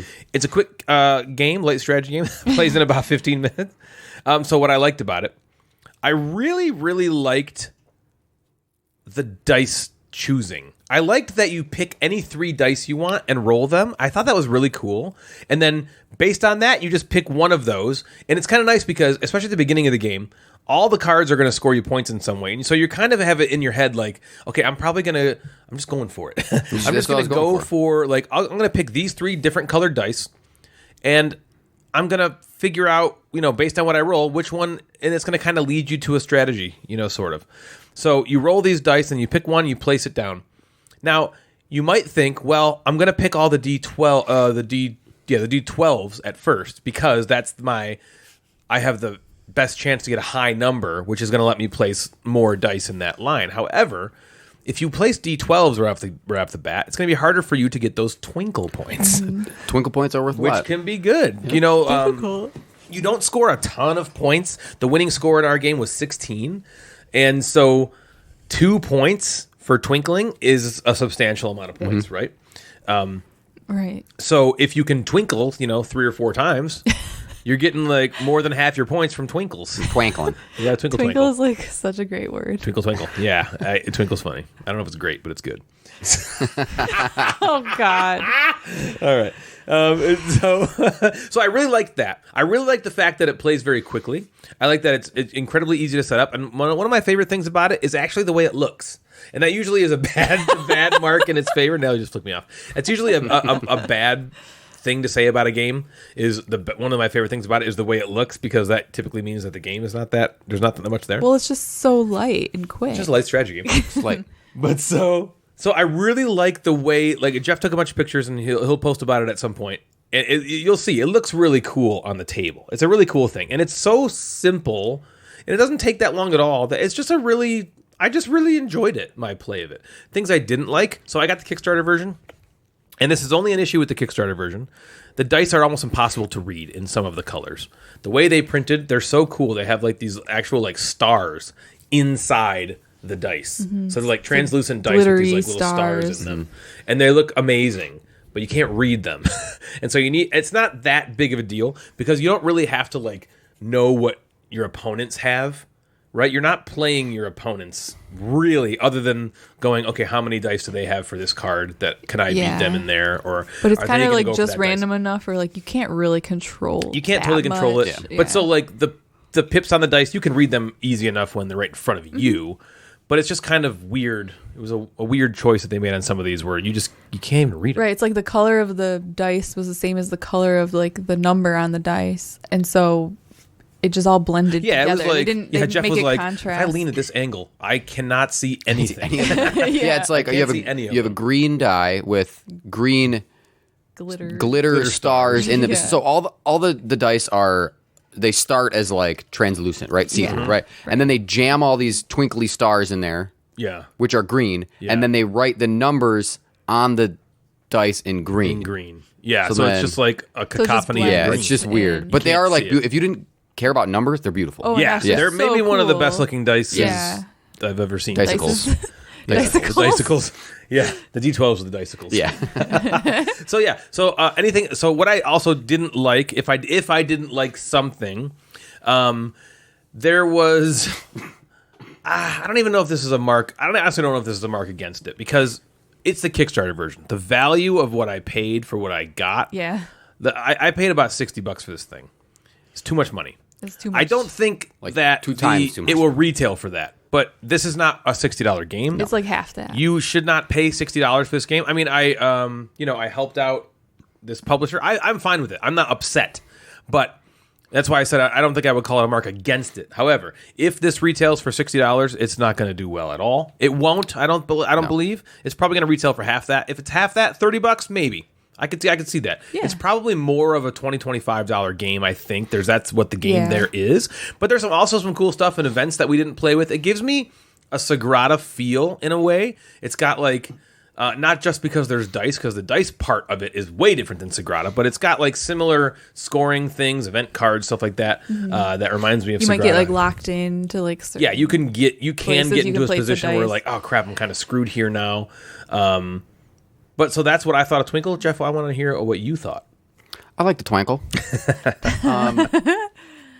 I agree that I liked everything that I feel like you guys liked also. The dice drafting was cool. It was different, right? It wasn't like Sagrada where everything's rolled at the beginning. Right. And you can kind of see. I get to make a decision kind of based on, all right, well, Natalie took that yellow one. Now I don't really need yellow, or now I do need yellow. Let me take it and try to roll it.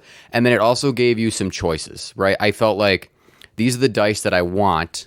Let me roll them, and then now I'm going to figure out the best one, which I liked that. Yeah. I'm interested to play it maybe with the next level, which Agreed. I think are more ways to score. Yes. I think the game would really benefit from something like Sagrada with like tools, right? That Sagrada has these things called tools where you spend something to maybe move this dice over there, swap colors. And you said, correct me if I'm wrong, so with the red dice, there's a bunch of different ways the red dice scores. We just picked one of them. Is that right? No, so the scoring cards, there's only one of them. There was one stack. But there's a big stack in the of advanced game. the mission cards, which are... Oh, which would be the next stuff. Okay. Which are, Yeah. So the I red just dice picked in a bunch every of game those. will score exactly the same. Okay. But you might not use them if you're playing with Correct. different players. Okay. I would love to see maybe more ways that those things score. Agreed. This is just in the future. This just being like, here is maybe this guy's first design, this publisher's first thing. I think it's solid. I think it would really, really do well on like a Target shelf. Yeah, totally. At that $25 price point, when you're looking at something, the box is cool. It looks great on the table. I enjoyed it. It was fun. Sweet. What'd you think, Natalie? I agree. I really like the name Twinkle. Twankle. Wait, Twinkle. So on the back of the box, it says it's a quick space-themed strategy game for the whole family as well as for more advanced gamers. And I think that's very true because, like, the game that we played, I wouldn't even say it was, like, too easy or too simple. But, like, if it gets more advanced than that, it would definitely be for advanced gamers. Like, I don't think, Yeah, it's like, a kind of 10-year-old it's tough could to play keep the track advanced. of. I could see, like, if you add, like, 6 more cards, like, oh, God.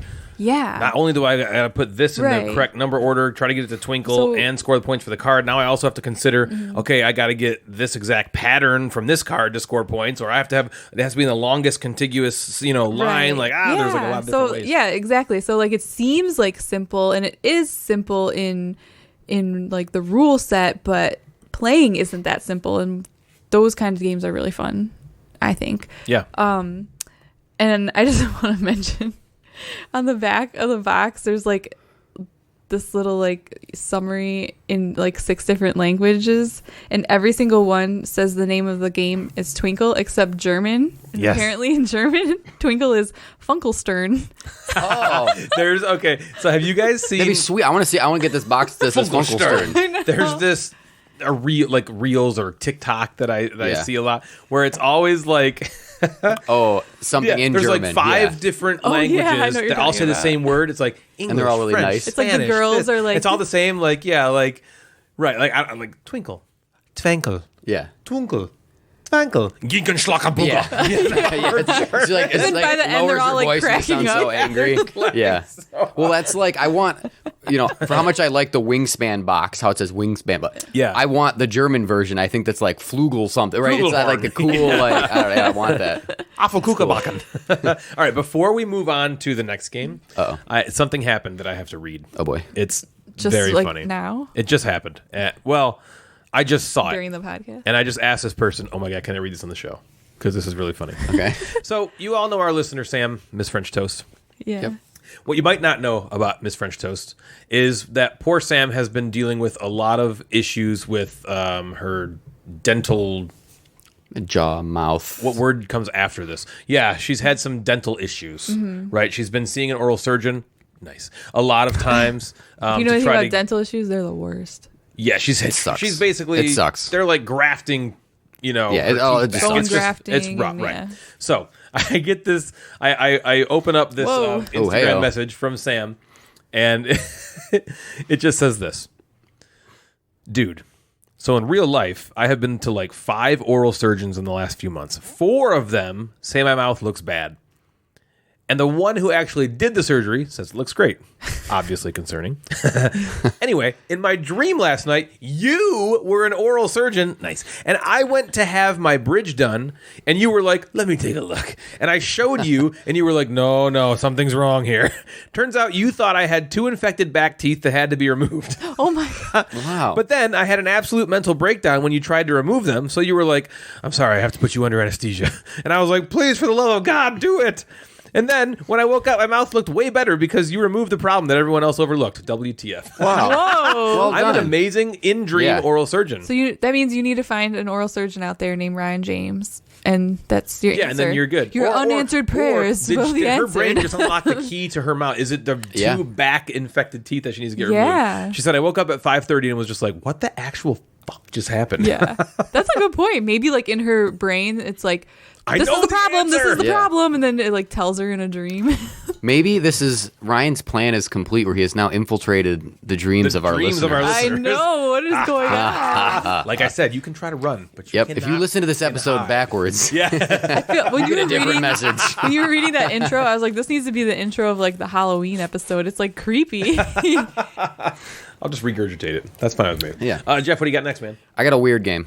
Oh, a weird one. All right, I got a game called Tales of Arabian Nights. Oh, finally. Okay, so Okay, I've been waiting for this. Tales of Arabian Nights is dumb. Let me, Dumb, you said? Yeah, it's it's dumb. Now let me start by saying I acknowledge the fact that a lot of people argue that this isn't even a board game. I was just gonna say, Jeff's always like, this is like stretching the definition of game. It's like, okay, it comes with a board. There's pieces. You might open this and be like, this is a board game. And then you play it and you're like, I'm not sure this is a board game. Right? You know, there's all this thing about like, is the mind a board game, right? Because Yeah. it's cards, blah, blah. This Yeah. is a different argument, Yep. right? This is like, if you ever read, you know, Goosebumps, like Hell yeah. I used those, to have so many of those. Arlstein. what's those, like choose your own adventures. Oh, yeah. stuff. Yeah, That's for this sure. is kind of like this, but this is on steroids and ridiculous. So, Tale of Arabian Nights is, I believe it was out of print. I think I just saw a few copies at my local game store recently. Really? Because I don't know. If And I think they got bought up pretty quick, so I'm not sure how their print run is going. But this game has a reputation that follows it for either good or bad. So the game is, you've unfold this board and it's a... hold on, it's on Amazon right here. Okay. $399. So What? I guess it's Yeah, you can't- sort of it's out of print. So maybe this local game store got some back or whatever. But Damn, if they still have one. yeah. Well, there's only one left in stock. Get it soon. Ooh, get it. Get it for Only $400. $3.99. Don't spend $400 on this. Yeah. So you open up this board and it's a really beautiful board. It's a big map, right? So again, if you thought of like, this is a board game, right? Here's this big map. I'm going to be doing things. You're not. So You don't even use it. yeah, and you start with like a little goal, right? The goal is it has like a very silly story. This whole game is a storytelling game. You're just kind of experiencing the game. That's cool. And you start with like a goal. Like my goal was, in this most recent game, I played this game a lot, like maybe 10 times. And I start with, I'm trying to like woo the princess and I need to go find treasure and bring it back. And then if I have the most expensive treasure, I get some bonus, right? So that's the kind of like, everybody starts with like a little mission. If you complete it, you get another mission, right? It doesn't really matter, but it's just some kind of goal to aim you in because the game doesn't really have any goals. Okay. And so you just start and you just move. So you start with like 3 movement and you can just move and you just move around the board. Okay. And then wherever you stop, you flip over a card and there's an encounter. Okay. And it tells you what or who you encounter. So you might encounter like a beautiful, maiden. You might encounter a shiny treasure. You might encounter a bandit or a ship of thieves or some random thing, right? You encounter, Unopened box and you of don't. There's no rhyme or reason to what you might encounter where, right? It's not like, oh, I'm going to go in the forest and I'm going to find bears. Right. Yeah. No, you're going to go in the forest and find some demon, right? You don't know what you're going to. So you flip the card over and then you choose like the verb or the action word that you want to do to that thing. Wait, Fuck. what? Yeah, Wait, so it's you like choose it from cards, or you choose it just you on choose your brain? you just pick one. On your board, there's like these different grids, so it's like A through K or whatever M, and it says, all right, I've encountered the beautiful maiden, okay, and it's like Matrix A. So you look at your board, and Matrix A gives you 7 different verbs, and you pick one of those Okay, verbs. gotcha. So you want to fuck the maiden, right? I do. In reality, they're more like they're like things like rob, attack, avoid, enter. Ooh, enter the maiden. Yeah, a lot of those things are like you can enter like a storm, or you can like drink. Like there's like all these. You just like pick something that you do, and then somebody at the table has a gigantic, like a big ass book of stories. Oh, okay. Yeah. Well, probably. I thought, The odds are one of them has a big penis. One of them has a big penis, especially in comparison. One of the people at the table. Yeah. It's highly unlikely that they all have the Everyone same has the size same size penis. So one is larger than the rest. One's larger by like an inch, or they're like, ha ha. Yeah, probably. Are you gonna measure them? An inch. Well, you're just guessing. Jeez, Natalie, gross. God. Natalie. Put it in your pants. God. I don't have one to put in my pants. Yes, you do. Oh, It's right at the other end of the table. So the person with this gigantic Fuck it. this person with the gigantic book opens it up and reads the story that is attributed to you robbing or entering or attacking the maiden. Wow, right? it has stories for And every like yeah, that's possible every scenario? single. I want to say it goes up to huge-ass book. 2,500 stories. Right? Some of Damn. them are just 2 sentences. Some of them are a paragraph. Yeah. And the stories are fucking ridiculous.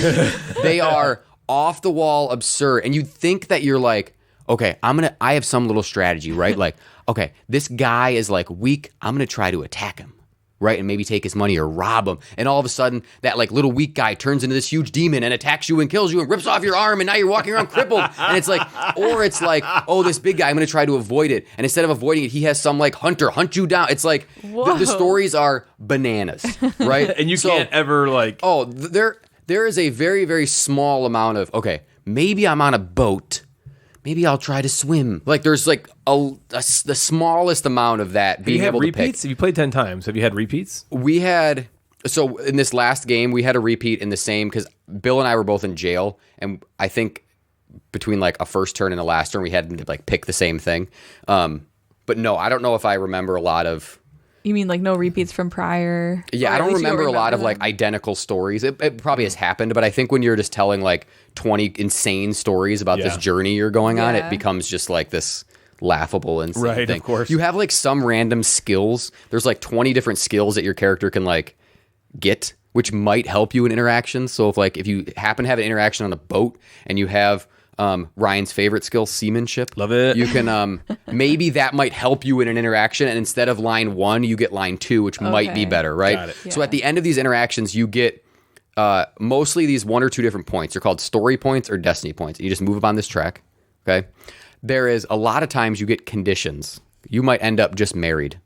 Okay. You might end up crippled or Just wounded married. or sick, or you might be in jail. On my first turn, I was turned into an ape by someone. So I was like walking around with I was an ape. And my card told me what I can and can't do. So as an ape, I can't use my looks ability for anything because I'm an ape and I can't do this. And I had this You're an one ugly condition. ape. I had this one condition where every time I could rob someone, I had to. So it's ridiculous. So you have these things, and the way the game is supposed to play is at the beginning of the game you have your own piece of paper, and I'm supposed to write down how many destiny points I'm going to get and how many story points I'm going to get. You're just guessing? They have to equal to 20. So I might write, all right, I think I'm going to get 9 destiny points and 11 story points. Yeah. And once I have That's 20. once I have both of those at minimum, right, I then can go back to the middle city of Baghdad, have an interaction, and then I can win. That is fucking absurd to play that way. That's true. Because That's a game, though. Joe, There's rules. There's a winner. As Joe played, one of his events was he doesn't get destiny points, he only gets story points. So his story points was at Then you 20, can't win? and his story was at 1 or something. It was like completely opposite. So it's like, how would he have ever picked that? So we've basically house ruled it, and we play once you get to a total of 20. You can then activate winning and go back to the middle and win. Because the game could, in theory, last an eternity. Yeah, forever. Because Right. you're not going to write down, all right, I'm going to get 19 Destiny Well, I points. mean, You're how going to can write they down play something test in the middle. this? So it seems like a Yeah. game that's almost impossible to I play think test. on to the BGG point you of- find you'll find things that tell you like, all right, this is probably how you should play. There's also some things with the event cards and how you change them up, but the game is just so silly. You can't. Don't play if you're going into this game going, I'm gonna win this board game, you're gonna have no fucking fun. It is not gonna be fun. But if you just go in going, I'm gonna listen to these ridiculous Yeah, stories. it's a wild ride. I loved reading the stories. Every interaction Bill had in our last game was bad, but it seemed to start so good. It seemed to start like, oh, you go after this person, the person's not paying attention, and you grab the treasure from him, and as you're walking away, then these mountain lions come and attack you, and it's like it seemed like it started so so good, but then ended so badly, and the story is just so. Everybody at the table is just laughing. Yeah. Whoa, sorry, I'm on Z-Man Games websites. I just added a copy to my cart for $60. Oh, okay. I was just gonna say I feel bad because if you're talking about this Right, game, it nobody sounds so can fun get and it. no one can get it, but maybe you can get it. So again, it's just not from I think it's Amazon. probably. Yeah, don't go for Amazon. You're going to have to be in the right group, be in the right mindset for this Yeah. game to be fun. I can see that if you buy this game and you're playing with your gamer group and you go in maybe playing by the exact rules and trying to like win, you might play this and be like, this game is the worst game I've ever played. I get it. I've read some of the comments, as in like board game beatdown comments, and there's not a lot that I can really disagree with. Because people are like, this isn't a game. This is storytelling. Yeah. I can't control my character. I can't control this. And you can't. You just go. You just laugh and you just have fun with it, and it's in the wind. It's a really fun game. Like Bill makes this game very fun, right? Because his personality, and we're all just laughing at like what the hell is going on. I spent like the last 8 turns in jail. I couldn't get out. It was just it's absurd. So if you're looking for something like that's fun, it's again a little expensive, $60. You get a lot there though. How You do old get a is lot. it? Old. Pretty old. 2009, maybe 2010. 10 or so. Let's look. So let me do a quick. Is it I'm gonna do a yours? quick. No, it's Yours? Bill's. Okay. I'm gonna do a quick board game beat down to about this to be one. ours. Okay. So Are you serious? 2009. Yeah, why not? here's a quick board game beatdown of Arabian Nights. Tales of Arabian Nights. Okay. I'll read you. I'll read you 2 of them. Rocksteady 72 rates it a 1. Tales of Arabian Shit. And then the next one, who also rates this a 1, would be Magic Pink, who writes, "I prefer anal surgery over playing this ever again." Anal surgery. anal surgery. Yikes. Anal surgery. Okay. So Prefers it. I get it. I get how this game can really get how not you hit could with you want anal guys. surgery Free over shipping too. Oh, $60 okay, for Z-Man. Z-Man. Free shipping is happening right now. All right, it's happening. Yeah, I'm gonna try it. He'll buy anything for You can play it $60. at we could usually whip it out at Nerdfest and we just play for an hour because it's hilarious. Yeah, but you've never played it, right? But Store temporarily closed for orders. We will resume taking orders on August 2nd. Today's tomorrow. August 1st. it's weird. Okay, But yeah, it's a goofy game. That's fine. I think it's a love-hate game. So Yeah. Yeah, I can see. if you loving get a this. chance to maybe play it without buying it and just see if you enjoy right. that goofy story thing. I know I'll love. would do I it. would laugh so hard at this game. Yeah. That's I got one more quick one. You got anything? fantastic. No, No. take it away. Okay, I want one more. Yeah, what quick you got? one. This is like expansion corner here. I want to talk about the Nidavellir expansion I finally played with. Oh, right. So the Nidavellir expansion is called Thingvellir. Thingvellir? Yeah, What does Vellir mean? Okay. What is continue. Nida? Thingvellir. Nidavellir is like a.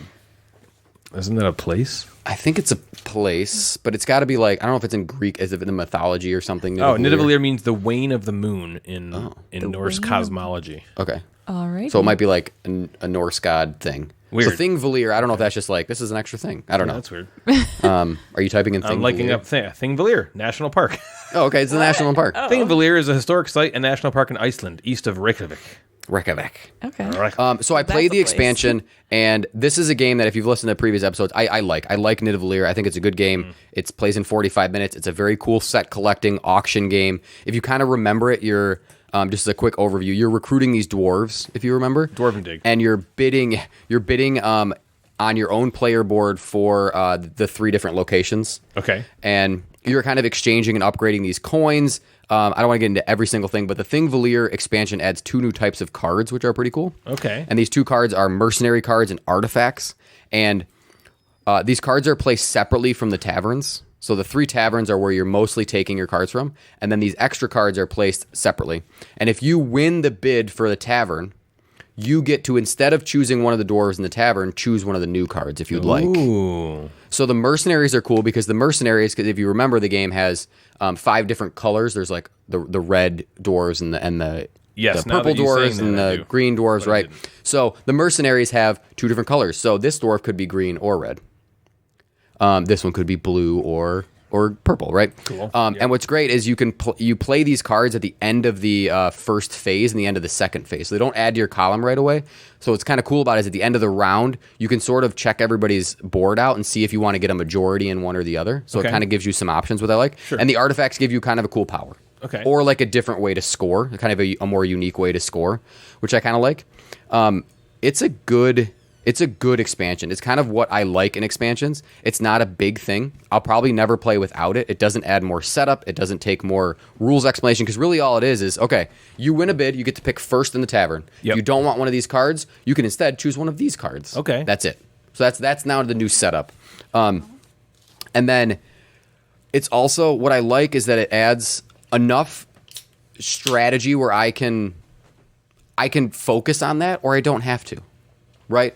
Bill never took one of those cards from the top thing and did just as good as everybody else. Oh, wow. Right? We were all within 5 or 6 points. It was like super close.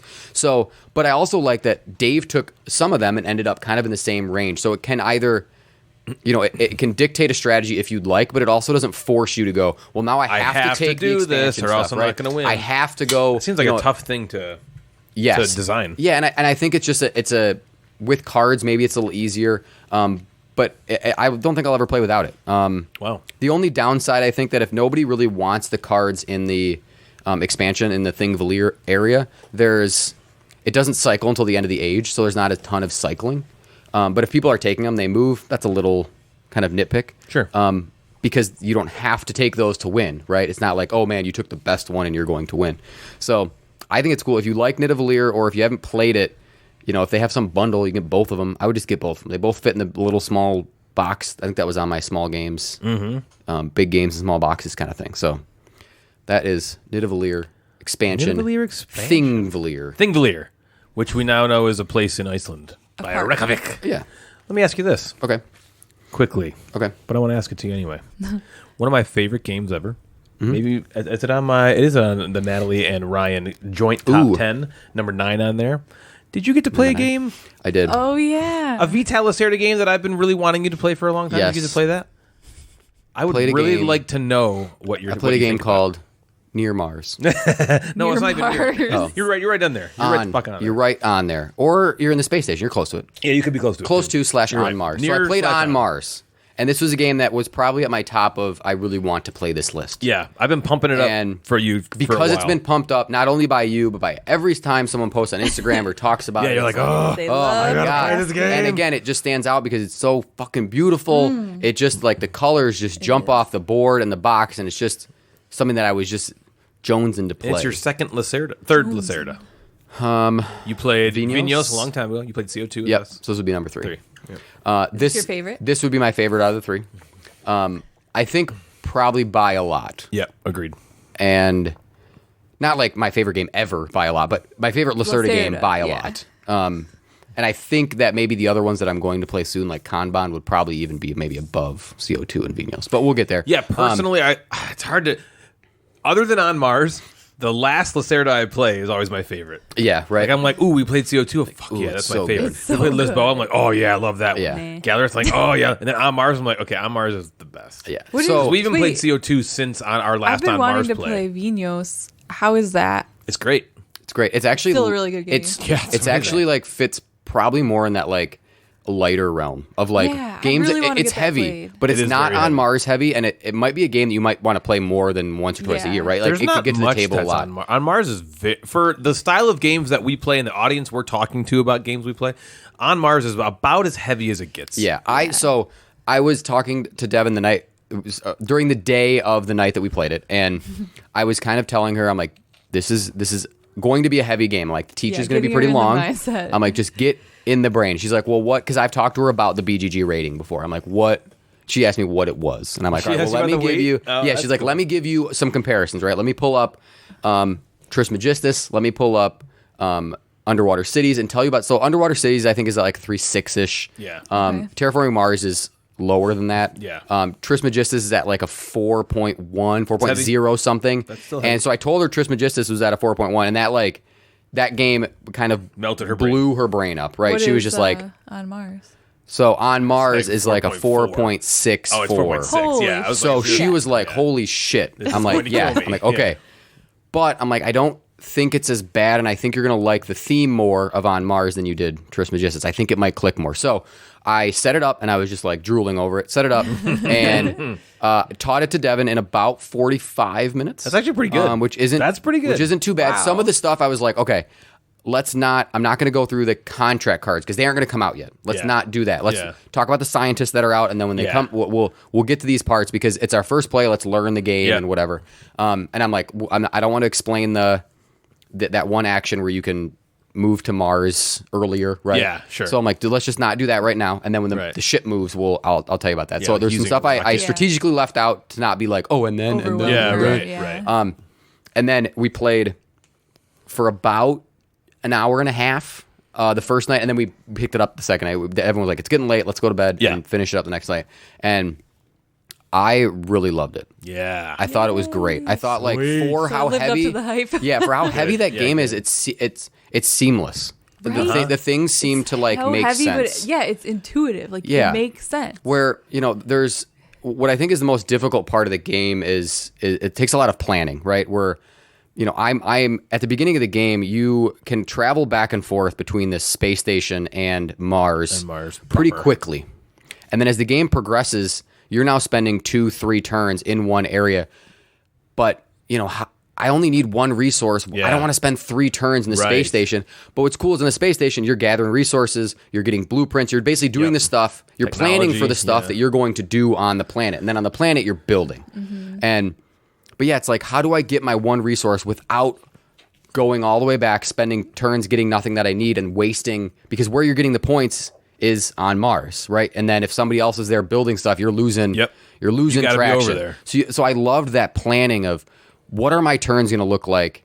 And I'm not planning 10 turns ahead or anything like that because it's my first game, but I liked planning 2 or 3 turns ahead and going, all right, I need more people. Now I can take another action if I bring a new ship in. Or, okay, this will help me get an extra water so I can build the plant building and do that. And the game just worked so seamlessly, I thought. There was some parts that confused me with, there's a lot of, you can use my power or you have to pay attention to other people's player boards. That's one of the trickiest things, I think, in the game. Yeah, so part of it's my technology. So I can't build a water building unless there's a technology at a certain spot on the player board, but I don't have to have that technology. Just someone does. Someone does. Which, again, thematically makes sense. It's not like I'm the only one building on Mars. I can only do hydro. We're kind of working together to build Mars. Use it or whatever. Yeah. So, but now I'm paying attention to Devin's board, and she's paying attention to my board, and she's like, "Well, can I do this?" I'm like, "All right, yes, I have this power for you to be able to do that." So but now, it's got to be at this level. But now I get a bonus because you use my technology, so I might get to move that up for free, which I like. It just seemed it worked. The game just worked. It's beautiful. I had to look at the rules a handful of times because it's a heavy game. It's a 4.6, I guess. A lot. But there's a player aid that I thought was great. That kind of went through here's kind of the steps that you do. Yep. And it's something that Devin also agreed she wanted to play it. I want to play it before the end of the summer again. So one more time before we go back to school, because I think when school starts, it might be difficult to get to the table, especially after teaching all day. We just want to be taking naps. But Devin also really enjoyed it. She's like, I know this is a very good game. She's like, I liked it.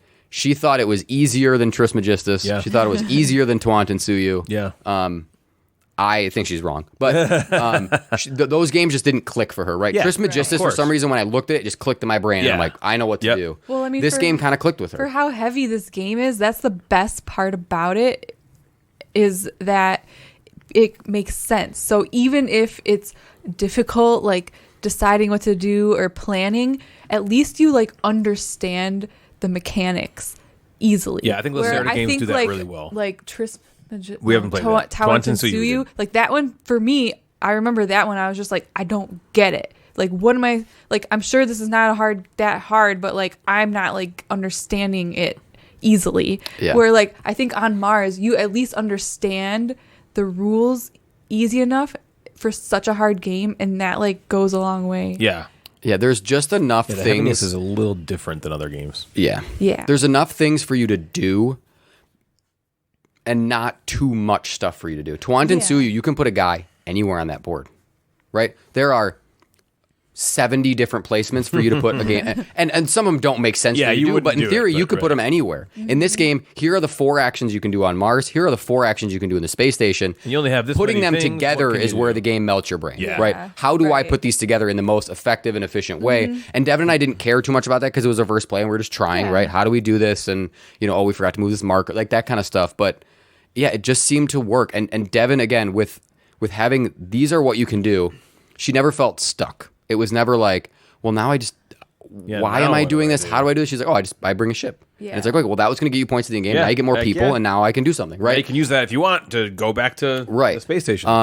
I thought the little scientists were also very cool. Once you build these buildings, you get your own superpower, but you can put it on someone else's. And I have the water scientist, so I can use yours, and now it becomes free for you, which is cool. So the player interaction, I think, was at a good level. It wasn't a fuck you player interaction. No. It wasn't a take that. The only really take that would be like, you built in a spot where I might want to build. But that's not a problem. Not really. The player interactions we're kind of working together. Your power is awesome. It's going to help me out. You're also going to get something for it, which I like that. Yeah. It was just really smooth. I would play it now. I would play it. We're getting together this upcoming weekend to maybe play it. It's so good. I'm glad that you liked it. I'm glad that Devin liked it too. Devin liked it enough where she would want to play it again, which is huge. I'm not sure. I know she's like I'm in. What'd you say? I said the 4 of us could play it, maybe. Yeah. Boom. I know she's We'll not be right back. 3 hours later. 3 hours later. I do that all the time, and Devin's like, I knew you were going to do that. Yeah. Whenever something pops up on the screen, really? it's like 2 weeks later. I just say it, and she's like, I knew you were going to do that. Just like earlier when Ryan was checking a rule for Twinkle, and Jeff knew. Right when you were said it, Just like you're about sex. to say it. Yeah. You're about to say it's about It's a sex joke. Yeah. It was too. Yeah. Oh my gosh. So I'd like to talk to you all for a moment about the Gateway Board Gaming Network, which you can find over at www.thegatewaynetwork.com and the Gateway Network on Instagram. The sole purpose of the network is to help new or up-and-coming content creators grow by shouting each other out. If you go to the Gateway Network website, you will find other amazing content creators who are trying to grow as well. They are all amazing people who produce fantastic content. It's very exciting due also in large part to our merch store. We have a merch store which you can find at thegatewaynetwork.com/merch. There you can find so many amazing items from a large portion of our members. Want to buy one of everything? Sure you do. Redbubble makes it incredibly simple to fork over all your extra dollars you aren't spending on crystal meth or the Gamecasters Patreon or the Gamecasters Twitch channel and wear the clothes of the podcast that makes thy broke. Just kidding, don't blame us. You're the one addicted to meth. Today, I'd specifically like to highlight everybody. Oh.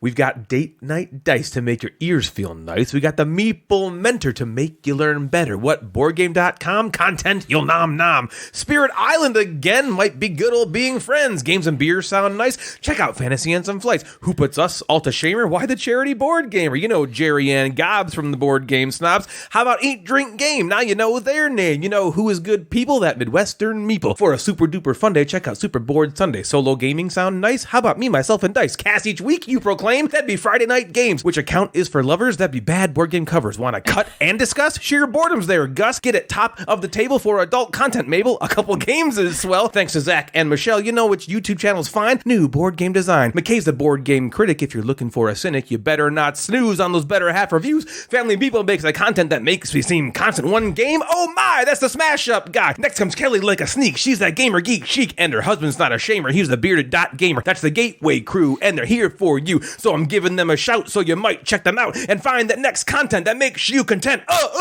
Gateway. Yeah. Gateway. That was very impressive. Man. Wow. That was good. That was like some white boy rap right there. It totally was, but it was really right? good. It reminded me of when you were singing it. It reminded me of that Michael Scarn song. Michael Scarn. Damn it, Dwicked. And that's how you do the scarn. You make new friends and you tie that yarn, and that's how you do the scarn. That was good, babe. Thank you. Yeah, Wow. again, Go, babe. straight off the brain. Straight off the brain. Made it up, yeah. Whatever kind of content you're looking for, the Gateway Network will have it. If you're a newer board game content creator and you're looking for a way to grow your content, please consider heading over to thegatewaynetwork.com to learn more. If you ever wanted to support the show but weren't quite sure how to do it, maybe consider flushing your money down the Gamecasters toilet by way of our Patreon page. There are 4 different tiers which will get you access to behind-the-scenes content, exclusive content, or even content ahead of time. You will also get swag that nobody else has access to, and just the opportunity to help out and support a podcast which you sometimes listen to. We have amazing patrons. Thank you so much for your support, guys.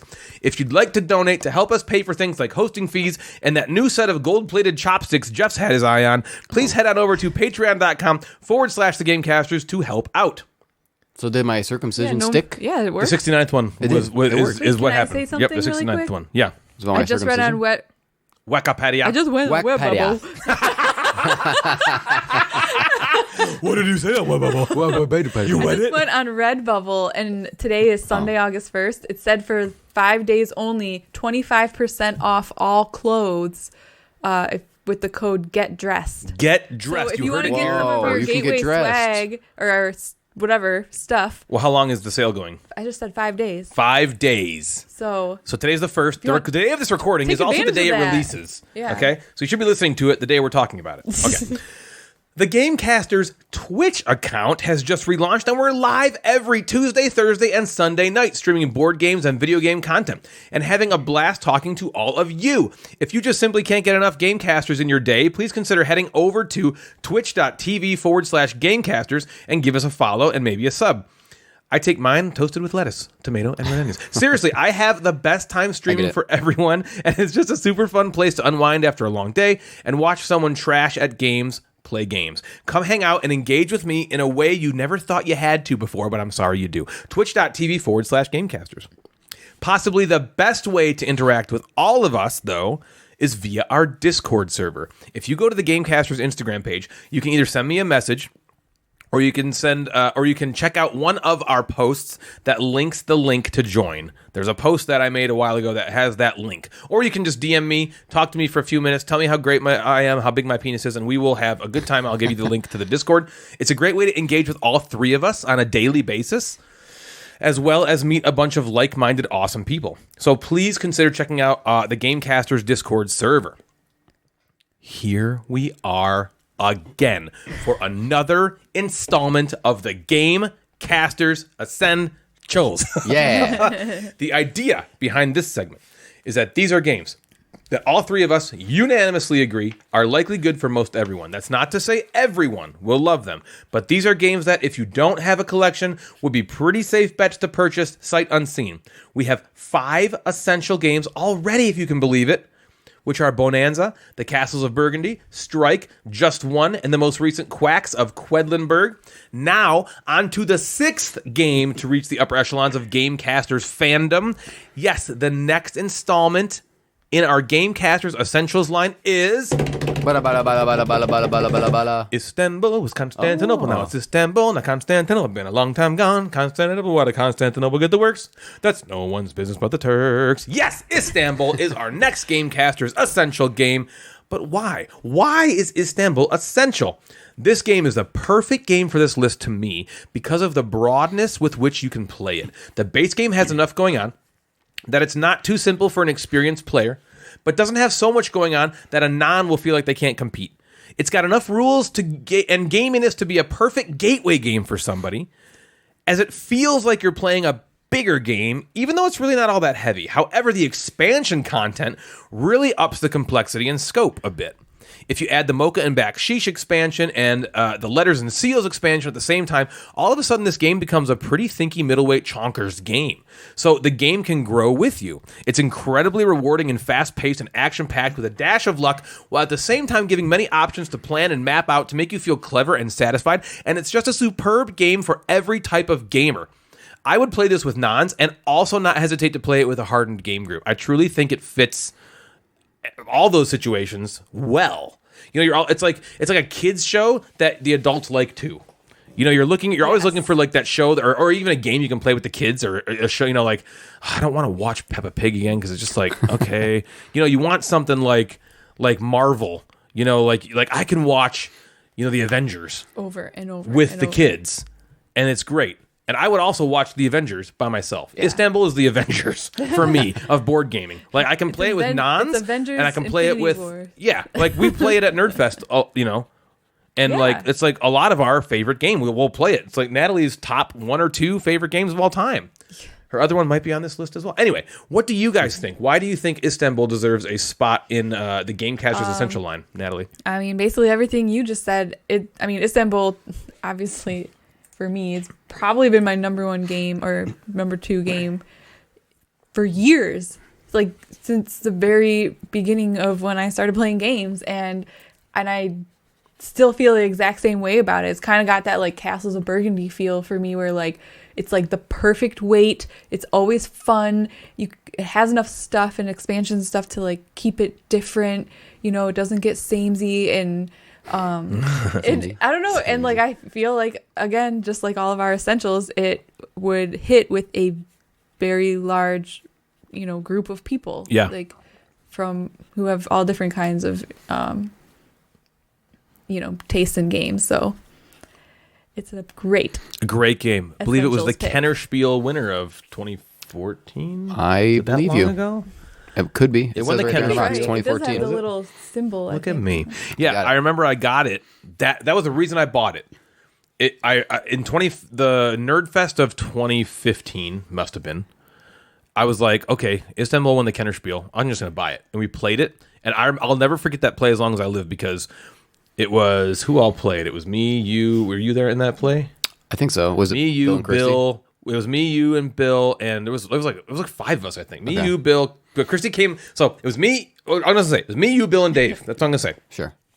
I explained the rules. Bill typically doesn't light up like this. Typically, when you explain game, he just kind of listens and soaks it in and then plays. I could see him as I'm explaining this, like lighting up like a Christmas tree. Christy showed up right before we started playing, and she's like, "Oh, I wanna this play." was at a Nerdfest. I do remember this. She's like, Yeah. "Oh, I want to play," and Bill's like, "It's I was fine." definitely playing. And then she sat down, and he didn't give me a chance. He just explained the entire game that I just explained it to her. Whoa. Probably in And I that wasn't- moment, like 10 times better, because Bill's like a freak I sometimes at wasn't explaining games. offended though. Right. I was like Impressed that he like cool. soaked it all No, up. not even that. I was just like, I was excited because I was like, he liked what he heard from my explanation so much that he like I was He, like, he's already. I'm like, he's excitedly, buying like, this game for explained sure. it to her. And He did. yeah, it's one of his favorite games Yeah. too. I would think. Well, I mean, it's just another similarity to Castle Burgundy. It's definitely not a game that I would buy like based on the look of the box cover either. I could see Talking people about passing welcoming it by. man. Yeah. I could see passing know, it by just because like, oh, it that's doesn't kinda have like boring. anything super. This nowadays with artwork on boxes, you gotta like, if you're gonna just have somebody buy a game based on the box cover, you might not. This not has a look at it very as like stereotypical Euro game Yeah. where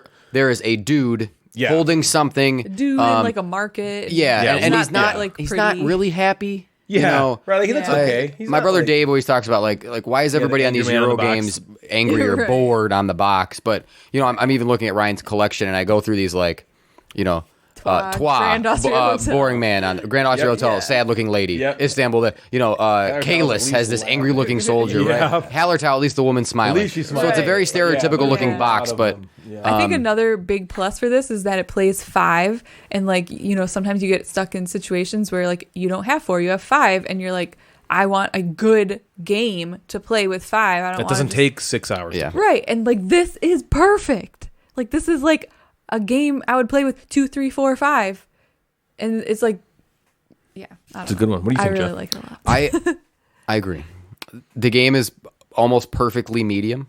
Yeah, great. Yep. Right, it is And something I good. think there's a wonderful mix of strategy and tactical decisions in the game where, you know, all right, I want to go to these places, and then something happens, and you go, well, now I can't because I don't have the money to pay for the person that's already there, or someone blocked my path, or Yeah. you know, so you have to pivot, but also stick to a strategy. You can't just go willy-nilly around the board collecting a bunch of random, you know, what would be in other games, maybe random points and happen to win. This game is a race to 6. Okay, it's not like you're not scoring 100 Base points. game is 5, You're, but okay, yes, it's 5. right, All right, right. so you're Base- racing to get 5 gems, Right, and that's but it. even that's Yep. cool. It's not like most points wins. It's like whoever gets there first wins. Yeah, and it's not, and there's Well, not, ends the game, but yeah.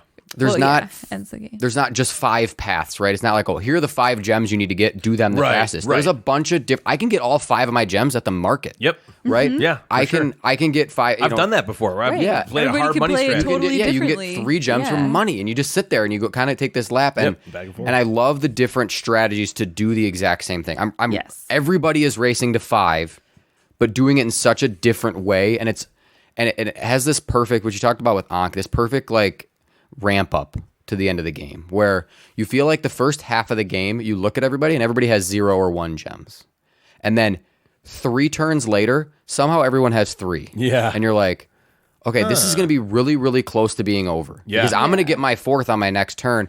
And then there's that there's this perfect thing in this game that I feel like every time I play it, I get to 4 like quickly. Yeah. And I'm then you like stall for a right while. there. And then I'm like, that 5th one just seems so much difficult to get. And I love that tension of like, I need 3 more turns to get my 5th one. Is it going to happen? Am I going to get it? Because Ryan's going to get his 4th on the next turn. Is his strategy better? Like, is he closer to getting that 5th one than I am? Yeah. And that tension at the end of this game is perfect. That's a really good point. That always happens at the end where like you're always like it's gonna end and who can end it in the least amount of Who's turns. gonna do Like it you can end it in first? 2, but I need 3. How is there any way I can get it in can I 2 so that block? I have a Can I chance? block Ryan, you know, maybe? That You know, is it's- really cool. We had a play I love it. at Grand Con.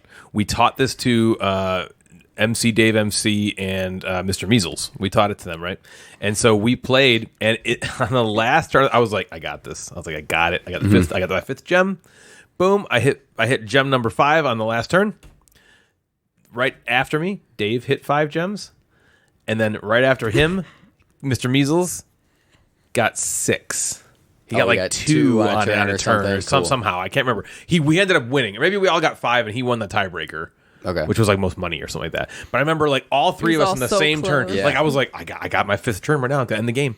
But I went first. Yeah. In turn order, so they all got their turn, and then they all happened to get the 5th gem too. Yeah. And it's stuff like that that's like.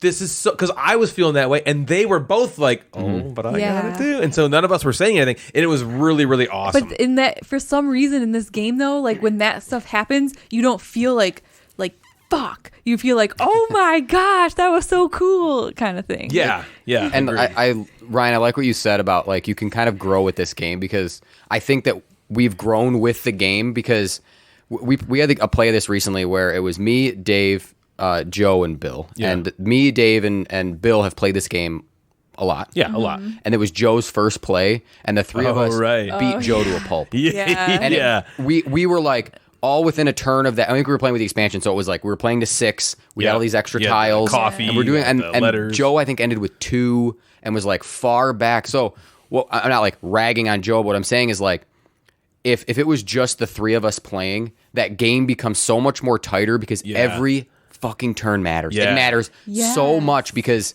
one turn it might be on. Yep. Oh my gosh, I just wasted Like, my oh, one I turn. screwed or up. Now I should've have to done spend that. a turn to group everybody back Right. together. But and if you're like, if you're playing with like your first time and new, you can make those little mistakes and then you start tightening it up, which I really Right. like. You don't start being amazing at this game, Well- and then you start playing sort of each other a little more as you start playing it more. Sure, and Dave, we were just talking to him last night. He mentioned that this is maybe his favorite game that he's not great at. Yeah. He Yeah. talks about all the time. He's like, I never come close to winning. He's like, but I love He does playing come close. Yeah, but playing I, it that's is what he said. fun. I Yeah. know. That's Yeah. what you know. That's what Dave said. But he's always like, I love playing it. It's so much fun for me to play it, even though I'm not usually in contention to Yeah. win. He's like, for some reason, I can't. I just love it. Yeah. And that's a great mark in its favor. And another point, I think, which is a good one to end on, maybe that makes this game the 6th game of the Gamecasters Essentials line. Go out and get you some Istanbul. Another relatively inexpensive game. The most expensive game on our entire Gamecasters Essentials line right now, I think, is only $50. Yeah.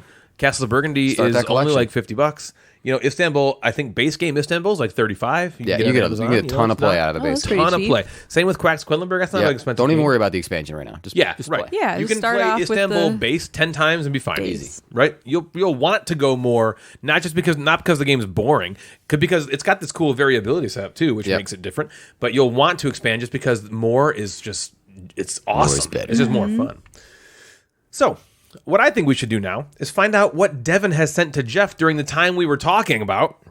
And find out what's new in this episode's Instagram inbox. And now it's time for the Instagram inbox with the Mad Board Gamer. Well, hello there. Deep voice board gamer. Deep voice, Jeff. Mad voice. Mad voice. Deep This is mad mad voice. voice gamer with boards. And this is the Instagram inbox. All right, guys, I kept to it a little normal. light this time. Good. Not board game related. Fuck board Kind of games. video game related, I guess. Yes. Who cares Do you about guys board remember the games? Board game games suck. Kirby? Hell yeah. Kirby? That's a video game? Yeah. I thought Kirby was like We'll be part back. of We'll be right another back. video. I'm not a video game person. No, Kirby is the game. I thought Kirby was like part of Mario or something. Well- He's Nintendo. He's the Oh, Nintendo. he's So if you play Not like part of Mario. you know, if you play Okay. Smash Bros or something, Kirby and Mario are in the Oh, series. okay. Kirby has his in the Mario own. game. Kirby Kirby's has that his little own franchise. pink balloon guy. Pink balloon. I did Google it in the English world. Kirby's preferred pronouns are he, so he is a he. Oh. Okay. Oh, okay. Wow. I would have guessed. Maybe I would have guessed that. Nobody asked you. Google, Jeez, shut it. Google. So I asked, and if you ever played Kirby, so what's Kirby is? Think of like a side scroller like Mario, right? Where you're just moving Yeah. from left to right. Okay. And the cool thing about Kirby is He's a vacuum. He's a big vacuum, right? Which is Kirby vacuums as an actual vacuum. okay. So he would literally like you'd hold the B button or whatever, and he would like suck in the enemies, Yeah. right? And then he would get the power kind of who he sucked in. Cool. Which is kind of cool. So Very he might cool. be able to fly more or shoot like Yep. flames or Or get a whatever. sword. Yeah. Yeah. So whatever he kind of inhaled, he would become, which is just a cool game. It's actually one of Devin's favorite games growing up. Really? Yeah, but it's a cool. It's a cool mechanism. Yeah. So I asked on Instagram, Kirby just swallowed you. This is great. What ability did he get? Love it. From you. Okay. What did So- you just get? Yeah, what's your I ability? do need to start with. I got a message right after I posted this from Sam McMeeple. Okay. Who said, "I think I just ruined the inbox." Uh-oh. And I'm like, "Well, what are you talking about?" He's like, "I didn't read it properly." Oh, didn't he? But he already like- sent something to you? Yeah, he sent 5. Okay. So I was like, all right, well, what did like you the read it as, Twister right? of So the it said Kirby just swallowed you. What ability did he get? And I was, I'm hoping for like, some of your bad traits, like, oh, he bites his nails now, or Yeah, something like that, right, right? right. Yeah. So apparently, Sam just read it as Kirby just sucked you. What did he get? Oh my god. What? So would you like to hear those answers? Yeah. In the should those world? be He came first? up with 5? Yeah, these are gonna be first. Oh, I think I so, could too. Kirby just sucked you. Apparently, is how Sam read this. So he just made a lot of like, Yeah, blowjob jokes. bad. Yeah. So an unhappy ending is kind of what Sam said. A trip to the doctors. Oh. Indigestion. Indigestion. Pregnant, and my personal favorite, not quite a mouthful. Oh, man. So those are all just Sam's misreading the question. Means that him and Michaela just did something before that. Yeah, and and because he it's was not quite a mouthful, you don't have enough left for and that I didn't second even use batch. the word sucked you in. I Yeah. swallowed you, and then all of a sudden. Well, but swallowed you, I anyway. guess, could also Yeah, be we're getting there. How many are in the mouth? 30 Our Sam. very own Ryan from the Gamecasters account. I'm assuming. Oh, I know him. It's probably You? not Natalie from the Gamecasters No, account. So I again, did not answer Kirby this swallowed you. question. What ability does he have now? Right. Right. Kirby is now compelled to draw dicks on all of his enemies. Basically, can't stop it. WTFing them to death. Yeah. What the fuck? There's dicks What? on me? There's dicks on me. So Kirby goes and then draws dicks everywhere. Yep, that's classic. That's probably what would happen. Yep. If you swallow me. Mick gets easily distracted. So Kirby is just kind of Kirby's off like, doing something else. I'm gonna kill. Oh my gosh! Look over there. Yeah. Oh, I got one more from McMeeple, from Sam. $5 for a job well done. So again, that was yeah. Board gaming Madigan. Kirby just swallowed board gaming Madigan, and he now gets the Jiu-Jitsu skills. Oh, sweet. sweet. He can beat up 12-year-olds. That's actually now. a good Now he ability. can beat up 12-year-olds. Yeah. All right, we got Nestor. Oh yeah. The ability that Kirby just gets.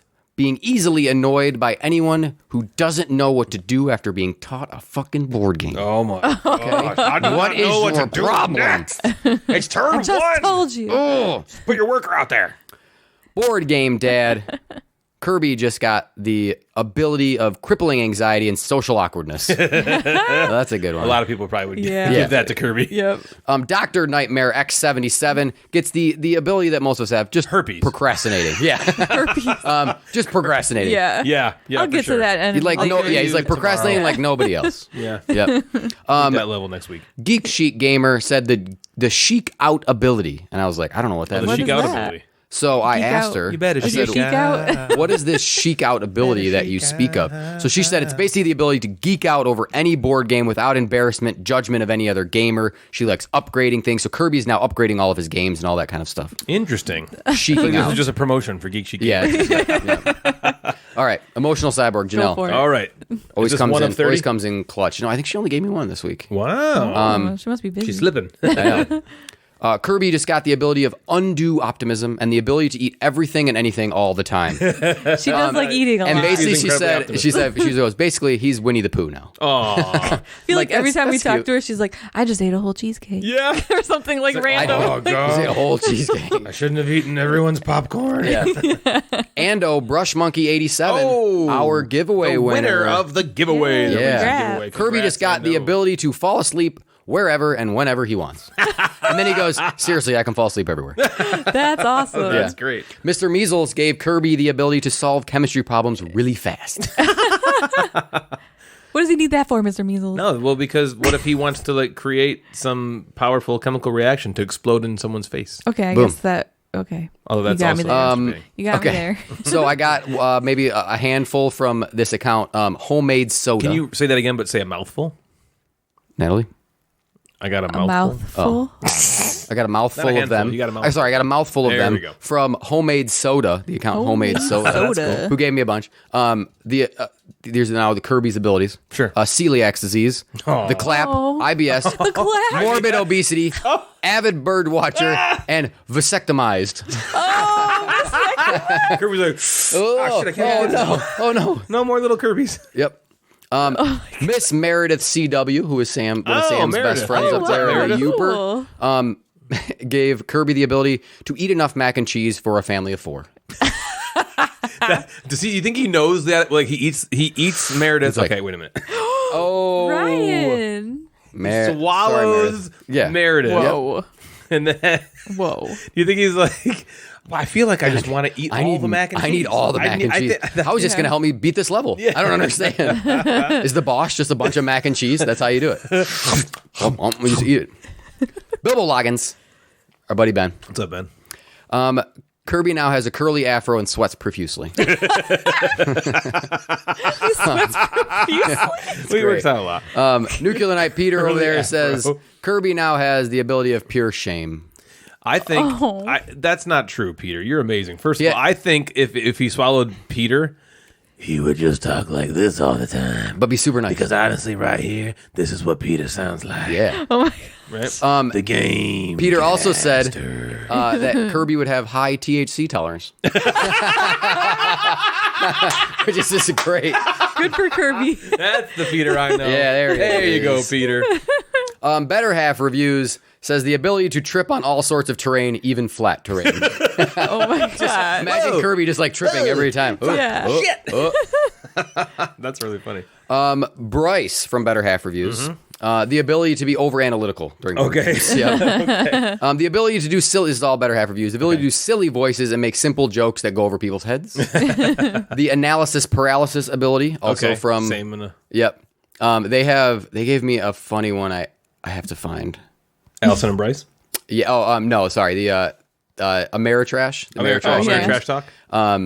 Yeah, so she wrote Kirby can now just eat whatever the waitress brought him because that is better than telling her that's not what he ordered. Which is just so funny. Yeah. And then So many people do that. Yeah. and then there's Josh made one up for May, who they both run this account, and said that Kirby can now leave half-drink soda cans all over the house with no remorse. Which is just so That's funny. Chris Bondi, by the way. Yeah. That's so funny. Tabletop Vibe says he just wants lightning breath, so I was hoping that maybe Kirby would swallow him and then he would be like, oh, have lightning breath, and maybe he has Lightning it. breath. Yeah, kind of cool, I guess. Like a dragon. Sheer Boredom Roberto says Kirby would now have the power, to satisfy women, but only professionally. Wait, who is this? Roberto. Because he's cutting cutting hair, their he's hair. satisfying them.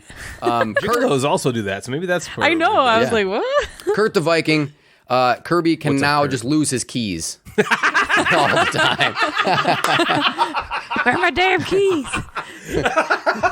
He gets up to the boss. He's like, shit. "Watch this." Oh, no, my keys. Where are He my pats keys? himself like, pocket here. This is the final boss. Do you have If your you're keys? Ryan, you'd Damn be it. like, hey, Natalie, where'd you put my keys? Yeah, I would. And then That's great. Swoozle, That might be my to end favorite it off, the ability to shamelessly overeat and turn food into gas. and regrets. Oh. And regrets. All those were so Those good. are funny. I honestly think Kurt the Vikings might be my favorite one. Losing, I have the ability to lose my keys. Just what a great ability. That's so funny. That was the a inbox. great That was inbox. fun. Kirby just I like sucked you. that. What did I you love that. What did you get? A half a mouth. Yeah. Sam. Go, Michaela, got the other half. So it is now that time of the show where Natalie both wows us and shushes us in this episode's installment of Natalie's Nook. Why don't you step inside? Come on, it's warm in there. You think you found some grass, but nope, it's pubic hair. You wonder why there's so much underwear. You stepped inside of Natalie's Nook. Today on Natalie's Nook, as Ryan said in our intro, I was not really prepared. Yeah, Natalie's Nook. So I don't have a like clear-cut topic. That's what we strive for go here. with Yeah, it's more like Natalie's Nook. I just had some thoughts, and I'm just gonna kind of throw them out there and see what happens. Sure, that's what I would do. Not. Okay, so there after we This was played black knot. Ankh yesterday. Is that even how you say it? Yeah, Ankh. Ankh. Yeah. Like onk onk. Uncle Move it. Steve. Me and Ryan had some good discussion about the game, and it kind of like brought up some topics that made me kind of think, and I wanted need to therapy. talk to them and ask you guys about them. Sounds good. So one of them I kind of like, mentioned a little bit earlier that I was going to talk about in the Nook, when we were talking about how we don't like the take that type games, or the games where there's like battles and you're like screwing each other over, but there's a lot of people who find that like really fun. Yes. One of the things, and it's just so hard for me to understand because I don't feel this way. I know like you don't really, you might, I think of the three of us, you like that kind of You as in Jeff? game. Yes. Okay, Jeff you're, likes like, that talking to, yeah. that kind of game more than we do. What so kind of maybe game? you The have take that some game? insight. Yeah. Okay. So here's my question. Okay.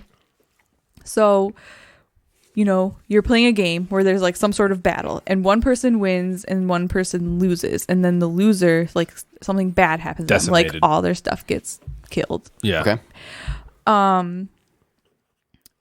The people who enjoy that kind of stuff, I'm really curious, how do they feel? Like, do they get like, are they like, they You mean if lose, it happens to them? Yeah, if you lose, how do you feel when you enjoy those games? Are you like butthurt, but you're just over it quickly? Or are you like, I just lost. Wow, that was a good move that you did. And they're like having fun with it? Or like, I just don't get it, because Ryan and I are very like emotional. And so like that stuff isn't that fun for us when we feel like we get screwed, like I don't enjoy that and he doesn't enjoy that. And so the people who do enjoy these types of games, Yeah, like how? like, is it just like, is it just their personality? Like, where they're the kind of people who like just let things roll off them and it doesn't really bother them that much, or like they get over things quickly? Or like, what do you think, Jeff? Like, what do you feel when that kind of stuff happens to you? I'm only asking you because I know that you know like how those Ryan kind of feels. games. Yes, that. And I know that you like them more than we like them, I think.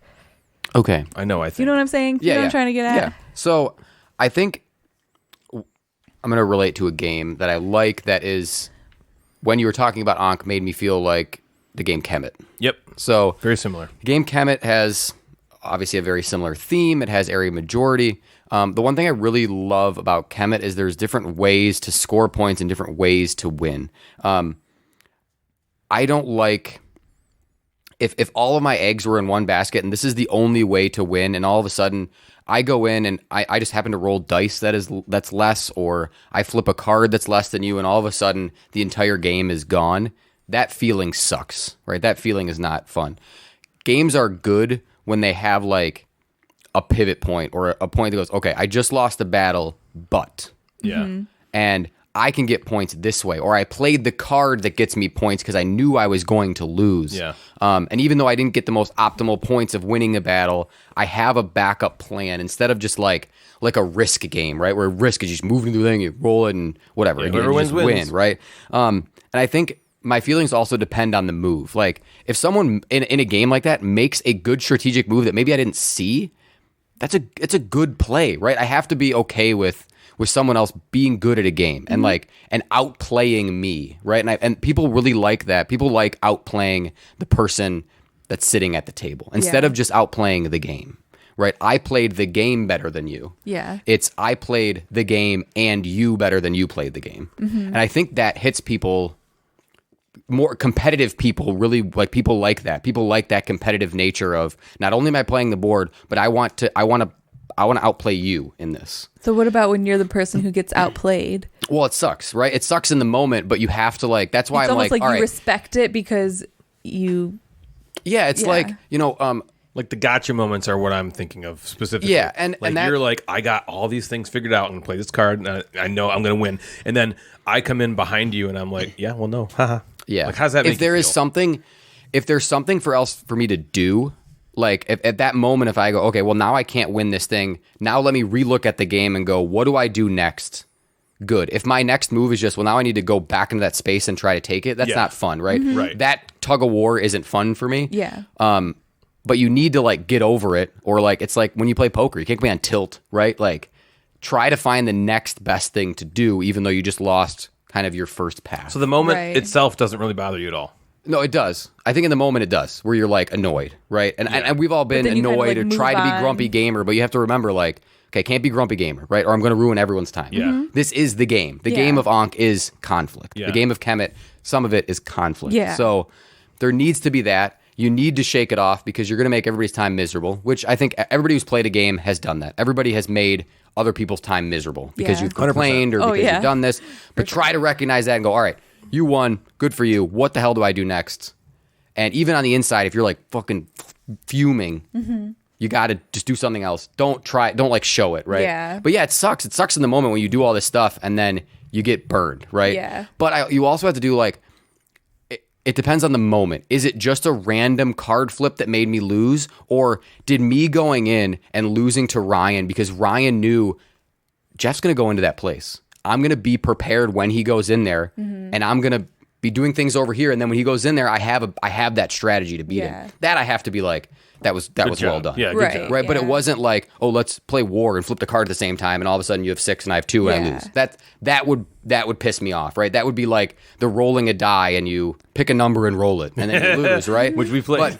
But Right. I don't know. Like Ankh has to be a game where if you took over one of Ryan's areas or Ryan blocked you from that, he had to be paying attention to that at least a Yeah, little bit to for know sure. that was a possibility that's going to happen. So he's creating some plan, right? That's Yeah, I think another thing I thought of when you were talking about that was,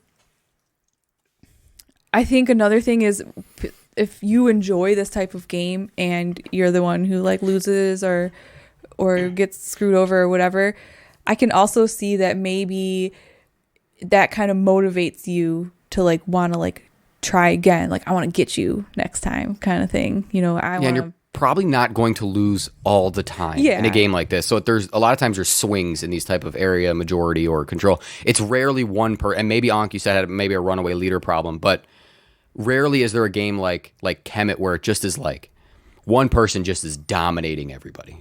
Yeah. That rarely happens. Usually you get beat. Even like a game like Dune Imperium, right, where you're trying to compete for that majority at the end of each round. Where like, oh yeah, you flip over a card here, you flip over a card here, and you just lost, and now you lost a point, and now you lost that. It feels different because there's always the next thing, or like I know I'm gonna get screwed on the card. We all got. Remember, I screwed Ryan on one of those, and then you did the Natalie and the Natalie. It was just like it's going to happen to everybody. So, you know, you kind of have to shake it off, or you're never gonna like those games. Yeah, for some reason that feels different to me. Like I don't feel that as take thatty as much in like a Dune Imperium. Like I totally, you're totally right, because there is that like gotcha, you know, and it's not.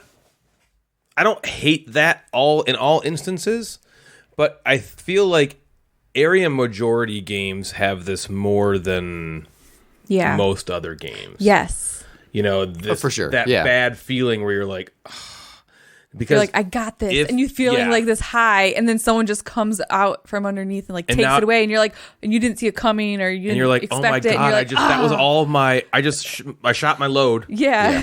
And it didn't hit.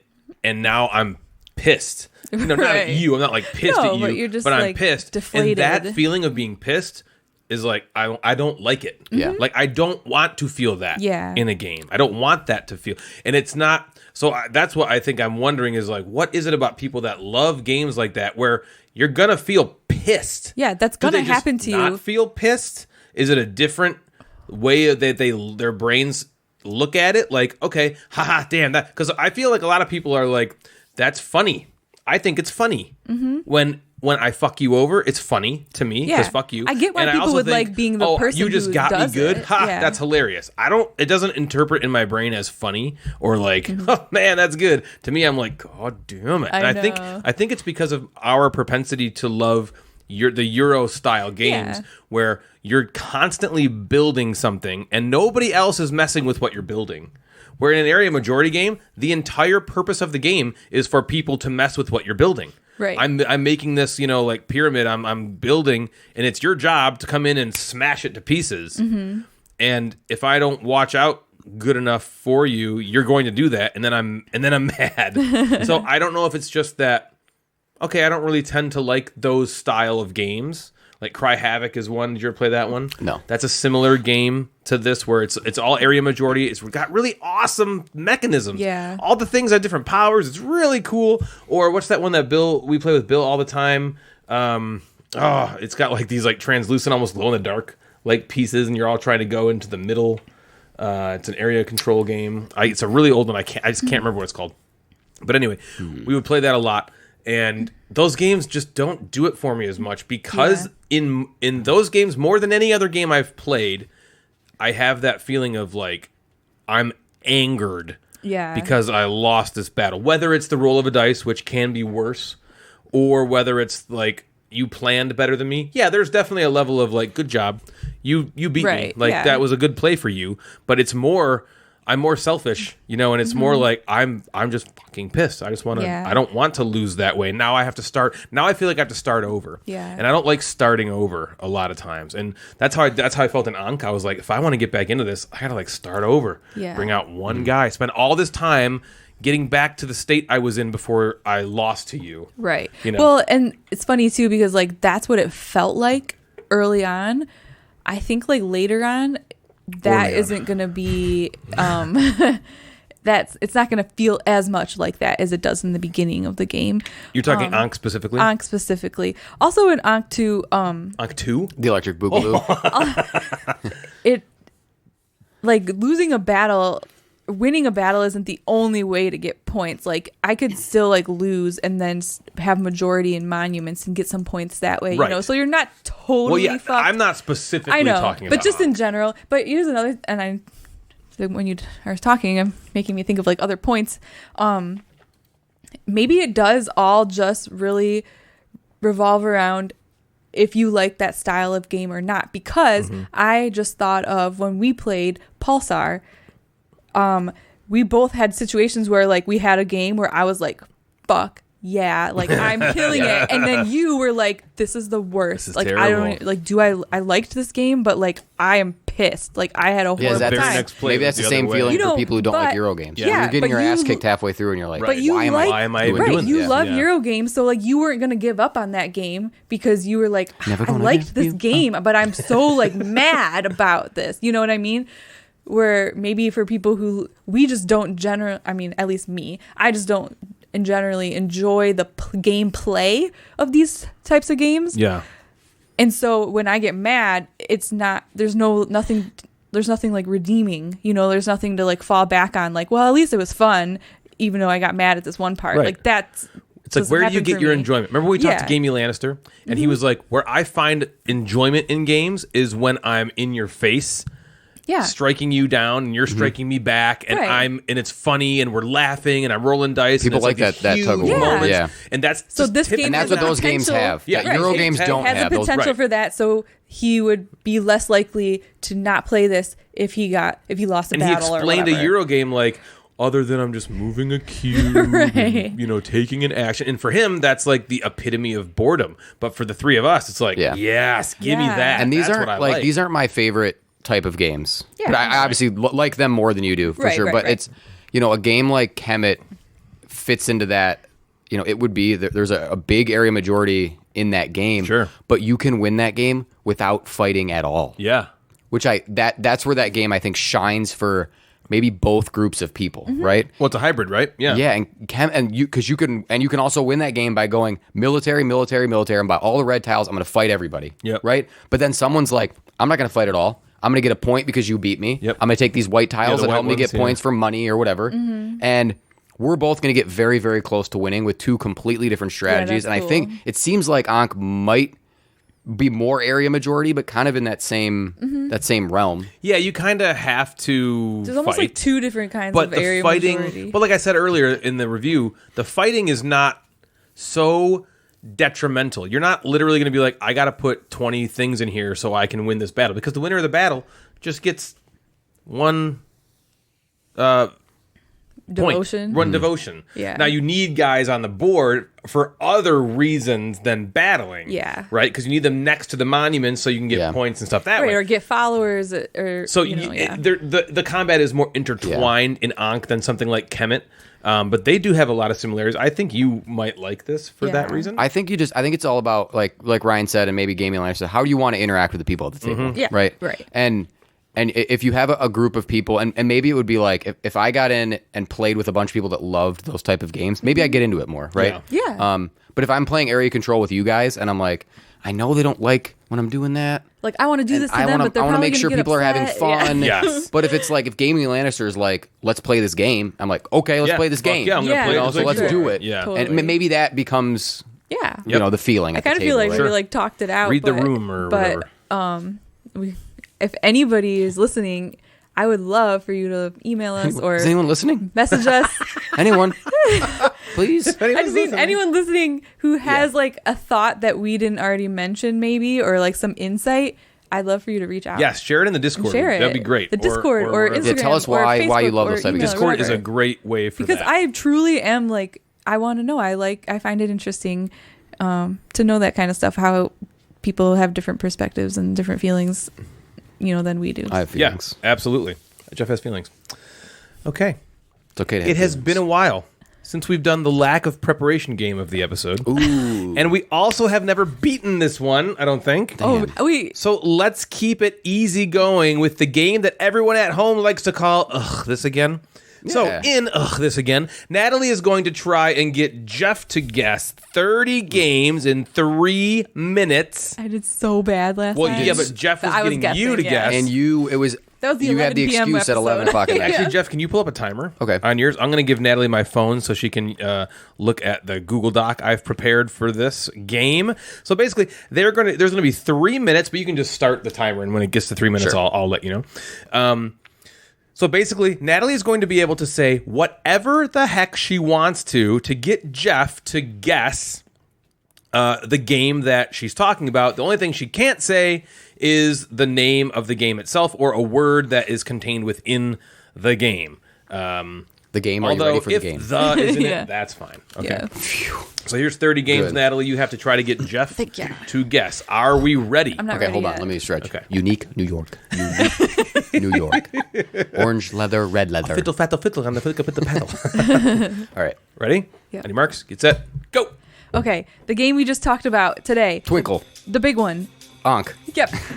The game we played today. Twinkle. Yes. The game that you just talked about with the storytelling. Arabian Nights. Yes. Taylor Prudence. Yeah. The game you just played that by Vita Lacerda. Super On Mars. Yes. The game we just The other game you just played with Granja. Kevin. Yeah. The game you talked about with the expansion. Thinga. Oh. Nidavellir. The essential from today. Istanbul. Yes. Oh, another essential with beans. Beans. Oh, Bonanza. Yes. Another essential that's $50. Castles of Burgundy. Another essential. Wax. That's a party game. Wax of Goldenberg. No, it's a Just party- one. Yeah. Another essential that's also a Strike. party game. The other one you just said. Castles of Burgundy. Quacks. I don't Yeah, know. Quacks.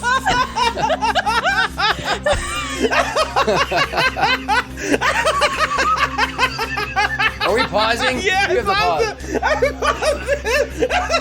Another essential. Another one. essential. You did this on purpose. Not yet. Of course I did. Of course I did it on purpose. I didn't Oh my expect it to go God. that crazy. That was great. Another one. Another one. I was like, we're doing this finally. Oh my god. Another essential. Name all the Oh my essentials. god. Okay, you're Ugh. you're at almost 1 minute exactly, and you're through 12. Wait, 1 minute left or 1 minute? No, past? you're at 55 Ugh. seconds right now. Like Passed. we've gone Passed. Okay. Yes. Wow, look at that. Whoa. Essential! My glasses are like all foggy. Ding, ding, ding! This is great. Oh my god. Are we ready? We're starting up with number 13. My glasses are like so. Hold on. They're like fogged up because I started like tearing. Another one. Oh my god, that's so funny. Okay. Oh shit, I lost, Jeff, I lost your... Oh, you just Just swipe it up. Oh, There we go. my Okay. goodness. Are you ready, Natalie, with number 13? Okay, I'm ready. Here we go. Go. Okay, this one is a space one.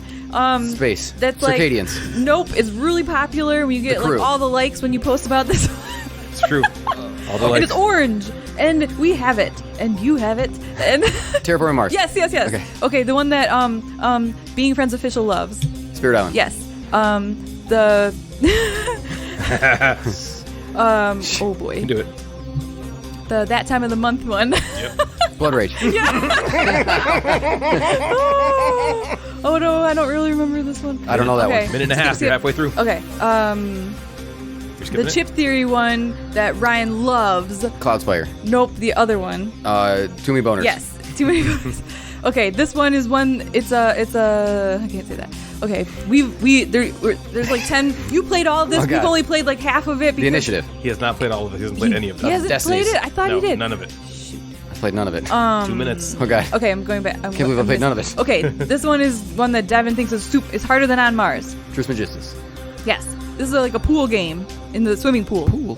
Yeah, A pool game? yeah, and you're like calling like Marco Polo. yeah. Okay. Right. Not flow and not market, cheating. That's fine. but oh, I see. That's fine. Oh, Keyflower? Yeah. Keyflow? I'll give it to you. A place where you sleep and then Your bed. and overnight, for vacation in another country that is Boy. what? Foreign Okay. bedtime. 30 seconds left. Okay, no. Let's move on. No. The quilt one. Patchwork. Okay, the one with the silhouettes on the cover that you guessed so easily last game. Codenames. Yeah. Okay, the one with the rondelle that you love, Trajan. Steffenfeld. Yes. Okay. 10 seconds. Alien. Oh shoot. Aliens. With all the different. Cosmic Encounter. Yes. What happened? The phone turned off. Your favorite game of all time with the Underwater Cities. Yes. 2 And then seconds. the one that's like Time. a 2-player. Okay. Man. You were hot out the gate. With Yeah. You started our Well, that's break. because I didn't have to say much, Yep, that's why it was so funny. So, okay, what you missed, Natalie skipped Maracaibo. Yeah. The one that you haven't played that Natalie thought you played for some reason was Clank Legacy. Oh, yeah, I played thought none of you that. guys I played played a lot of No, Clank. no, he's played and Clank in in space. but Who was it that played Clank? You and me. maybe- Ben and M. Ben and M, played okay. it. Yeah. I get confused for Ben and M sometimes. Let's- Both of them. what was the Jeff the Mosquito Eater? Yeah. Oh my god. Grand Austria Hotel was the one where you sleep. Yeah, I don't know. You could have just been like, not motel, but Where you You can do sleep? that? I wasn't even hotel close. and motel aren't the same word. Okay. Not where you sleep. Well, then flow Where counts. you sleep was not in a foreign country. I know. That was pretty strange. Yeah, that was I don't tough. know what That's I all was right. I know. thinking. I was Tough. panicking. She skipped over Hansa Teutonica. Well, then the phone turned off, Yeah, and I had that's to like. Hansa Teutonica is a tough one. Did you get Underwater Cities? Yeah. Yeah. And so then you didn't get to Claustrophobia and Coimbra. No. So you only Okay. missed He did get one, Cosmic 4 or Encounter. something. 4 or two, 5? yeah, like 4 or 5. So that was about as good as we've done. All right. That was pretty That's good. because Maybe you kinda, like, handed the best first 10 to intro us. of it ever. Thanks, Natalie. Yeah, that was funny. Take that damn phone. Another one. That was so funny. The other essentials. I honestly don't know what order they were in at all. It was. I just kept naming essentials. We just like had Yeah, to pause. it was 'cause we were Ankh, Twinkle, dying. Tales of Arabian Nights, On Mars, La Granja, Nidavellir, Istanbul, Bonanza, Castle of Burgundy, Just One, Strike, Quacks, Quedlinburg. I was like, this is going to be fun. Yeah. And it was. On tonight's Top 5, we're doing some fan service. Our own Mr. Measles, yes, he's ours, reached out to us and said, hey, do something I care about for once and tell me your top 5 party games. How have you not done that yet, you youngins? We do own him because we named him. That means we own him? Wow. Wow, Mr. we own him because of Measles. that. Well, I named Joe Jitsu, so do I own him Yep, now? you do. We are pandering idiots, and so we do whatever anyone tells us without question. So without further ado, here is our top 5 party games. Let's go, Natalie, me, and Jeff this boy. time. So we're doing party games, right? What are party games? The BGG definition says, Party games are games that encourage social interaction. They generally have easy setups and simple rules, and they can accommodate large groups of people and play in a short amount of time. That's mostly Well said. correct, right? PGG. There are some outliers, I think, which you might find on this list. So, Natalie, without further ado, it's not ado, it's ado. Adu, why don't you please hit us with your number 5? Okay.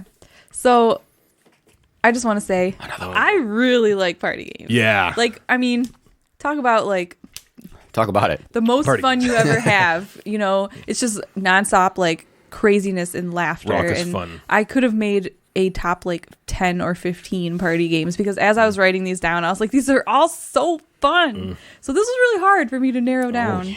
Say it again. I'm gonna have a Ooh. I'm gonna have a lot of honorable Smooth mentions. Is jazz. basically what Yeah. I'm saying. Jumping Bones, Jeff Madigan. Hey there. All right. So number 5. Close to Macho Man. I know. I'm gonna go with this one.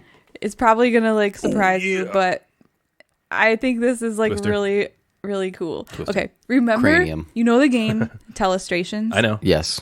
and you know the game Cards Against Humanity. I know it. When you combine those and play Telestrations With Cards Against Humanity Humanity cards. cards, do it. That is a really When good you do time. it, When you do it, do it. Do it when you do it. Do it good. When you combine Cards Against Humanity cards with do it. yeah, With Twister. bring that to a party, Right hand, and you will two be midgets shitting in a bucket. Yeah. Okay.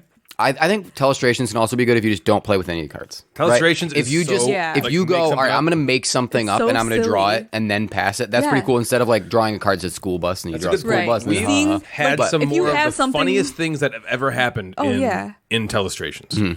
Right. And when you use like a Cards Against Humanity Use card them. as like the thing that you draw, Yep. and then it gets passed on, and then to see what it started at and was like what it ended at, it's like the freaking funniest Yeah, thing ever. so funny. That's my That's a number great 5. pick. That is a great pick. For me, number 5 is going to be a game. It's not a traditional party game, but this is a game that you only will mostly only want to play at parties. Jeff and Bill don't play this only at parties. They have like a long-standing tournament going. I don't know if you're still doing this long-standing tournament, which I think were you it's up on this always one? going. I'm it's up. just always We're happening. playing the first to 100. Okay, so this game is called Tumbling Dice. Yeah. Great one. Now, you can still get this game. There's been a ton of different versions. The current version that you can get is, I think it's relatively inexpensive. It's not the greatest version of it. It's a little cheaper quality. than the Yeah. old stuff. However, if you can find a nice version of like the first or second edition of Tumbling Dice, pick it up. One of the best things that we ever did at work, kind of for game night, when we used to have the work game nights, was introduce people to this insane game where you're just tumbling a dice down onto it. You're Name of the game. And so we play this version. We only play it this way. We play it working out, and it's just so funny where the entire time you play, you have to walk around the table. Yeah. Everyone walks in a line around the table, And you don't stop You don't stop moving. moving, and when you get to your spot, you are still walking, and and then you throw it, and then you keep moving. Yeah. You got your rest, and everyone does it back to back. It is the funniest, Everyone's most just fun laughing. thing. Or you can play it the way Jeff and Bill play it, which is actually like really like The way you play it. Like- yeah, well, that's what like the rules say, right? yeah. Well, I mean, walking. They don't tell you you're not supposed to walk around. so Yeah, it doesn't yeah, it matter. just if says, you do yes, that. we But I just mean, stand there you can and play drop it it down the thing. like more seriously. Yeah. You know, go first to 100 wins is they're actually like trying. It's not like a. You're not Supposed to necessarily be playing like it like a silly goofy, thing, yeah. silly setting, but the game works just as well in both of these different ways. We always They're do a both Tumbling just Dice as tournament fun. at every Nerd Fest every year. We have trophies for it now and everything. It's always a great, hilarious time. Everybody that plays it enjoys it. Yeah. This is not a game that people are just like, I gotta play Tumbling Dice again. It's just so much fun. Yeah. Right. That was the longest I will talk this whole list. I'm sorry. That's my number 5, That's an Tumbling awesome- Dice. Let me choice. also say, for Bill and I we're playing the first to 100 wins. We're also not taking it very seriously. We're very Yeah. angry when we play because it's like one of those games. It's like a screaming pillow game. Yeah. where like something happens and it's just like so laughable that like, how did I knock my own off and not touch And now yours? it's And a where did one. it go? Yeah. It's so funny. At that point, so Bill, if you go on Tumbling Dice, you look at the stats. Bill is the number 1 played. Yeah, On is he? BGG, Played the he's number most? 1. He's played the most. If I was logging my plays, I think I Yeah, would you'd be probably 3 be in there. because I'm up 60 to 50 in our 100, so that's like I don't have 110 plays logged. When's the last time but, you guys played? It's been a while. Yeah. Not Not since since it's been his new house? over a year. Yeah. Okay. My number 5 is a game that I don't know if will be on any of your lists, but it plays up to 9.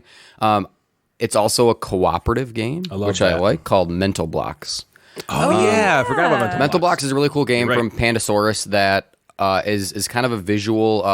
Everybody at the table has a two-dimensional perspective of a structure that everybody has to build together in a certain amount of time, and you don't know what side you have, and you're kind of communicating.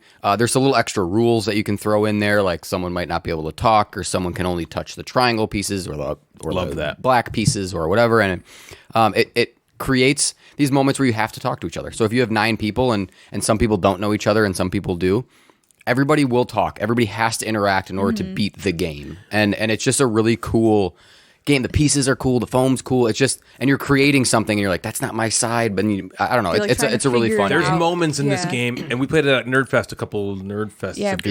Yeah. And I remember it was like it was the best time. But there's moments in this game where, just like a game like Ubongo, you're like, there's no way we can do this. Yeah, like this makes no sense. What you're doing makes no sense with what I'm doing. And then when you finally click and you're like, oh my gosh, it just does because of that. Oh, it's like the coolest mind-blowing feeling. Yeah, what a cool great game. game and a great choice. That is a great game. All right, now what's your number 4? All right, my number 4 is a game that I might have played more than like any other party game ever. It's called Insider. Insider.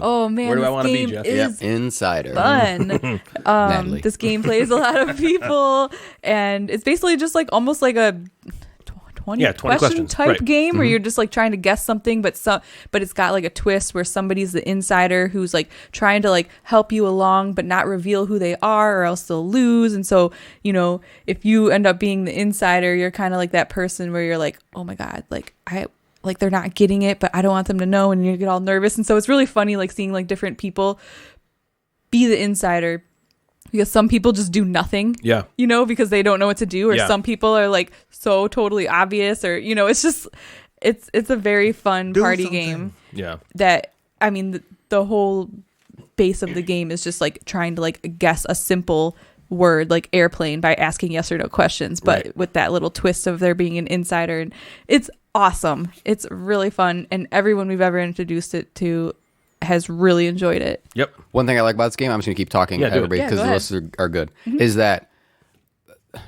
a lot in these games where you have like a deduction, or someone knows something, or someone's left out, a lot of these games leave someone out, like a spy fall or a chameleon. The person who doesn't have the card, or it says like you're the insider, they don't have the information, so they're left out of I don't like those that games thing. as much. So spy fall is, you know, you have that card and you ask questions about what's in the card, and someone doesn't know where the hell they Everyone are. has the information but you.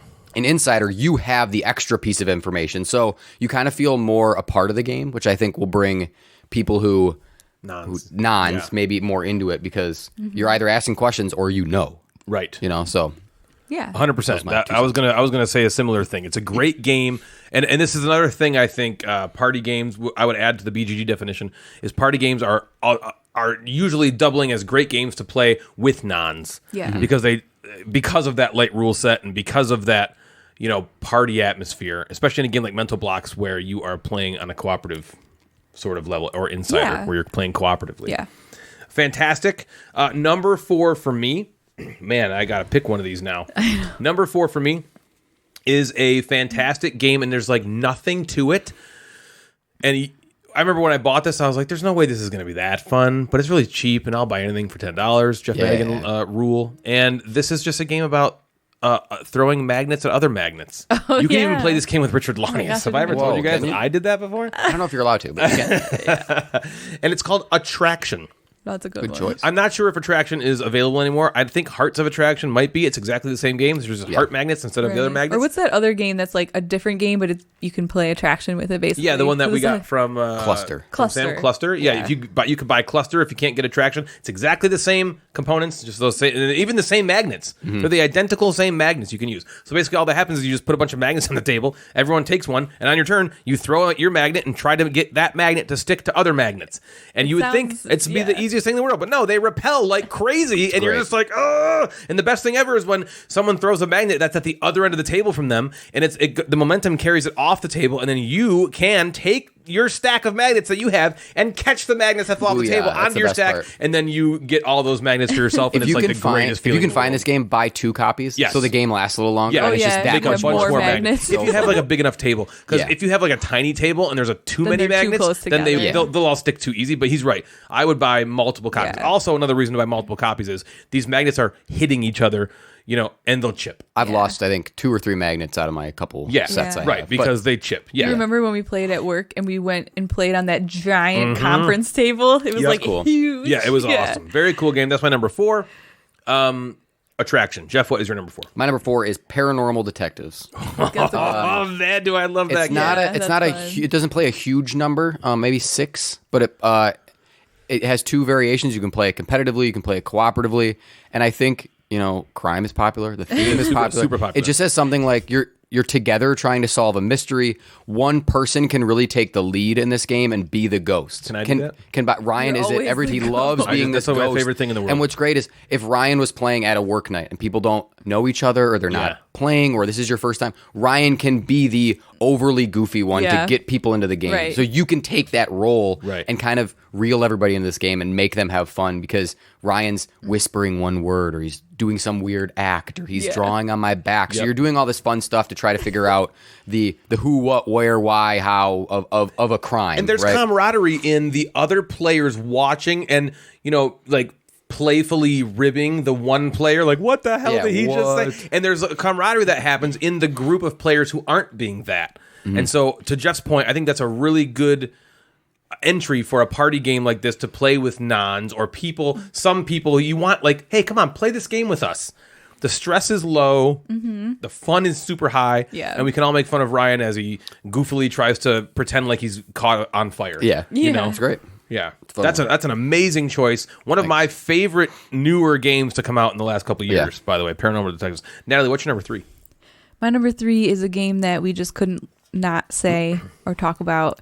It's one of the ultimate party games. I'll cross it off my list now. Yeah. Monikers. Shit, that was my number 1. It was? It was. It could have been. Not anymore. I have like Gone I thought you now. said you weren't going to do it. No, I didn't say that. Oh. And Insider's Anyways. also gone. Monikers. I mean, if you haven't heard of Monikers, it is, like I said, the ultimate party game. It is, it's not, I basically say, think of like Cards Against Humanity type cards, maybe not as like harsh and brash. Yeah, not as like shocking. Not as shocking. For shock value's sake. Right, but basically there's like just a bunch of random ass cards of random stuff. Like it could be like Honey Boo Boo. It could be like Donald Trump. It could be like, I don't know, name some. That are butterfly fuck swing set. Yeah, exactly. Kegels, like whatever. Yeah. Or like a priest or something like that. And then it has like a little description of it because a lot of them, it might just be like a trending thing on the internet and you might not like remember or know what it is. So there is like a little like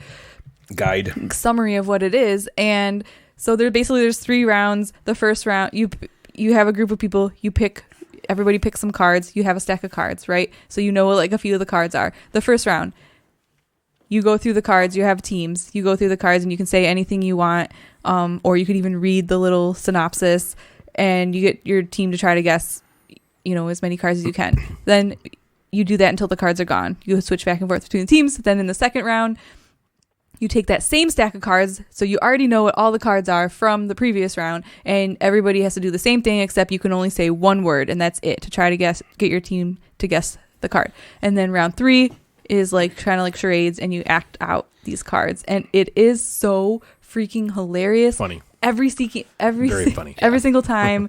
Like, is it funny? It's funny. We've had this game for years and years. They've come out with so many expansions.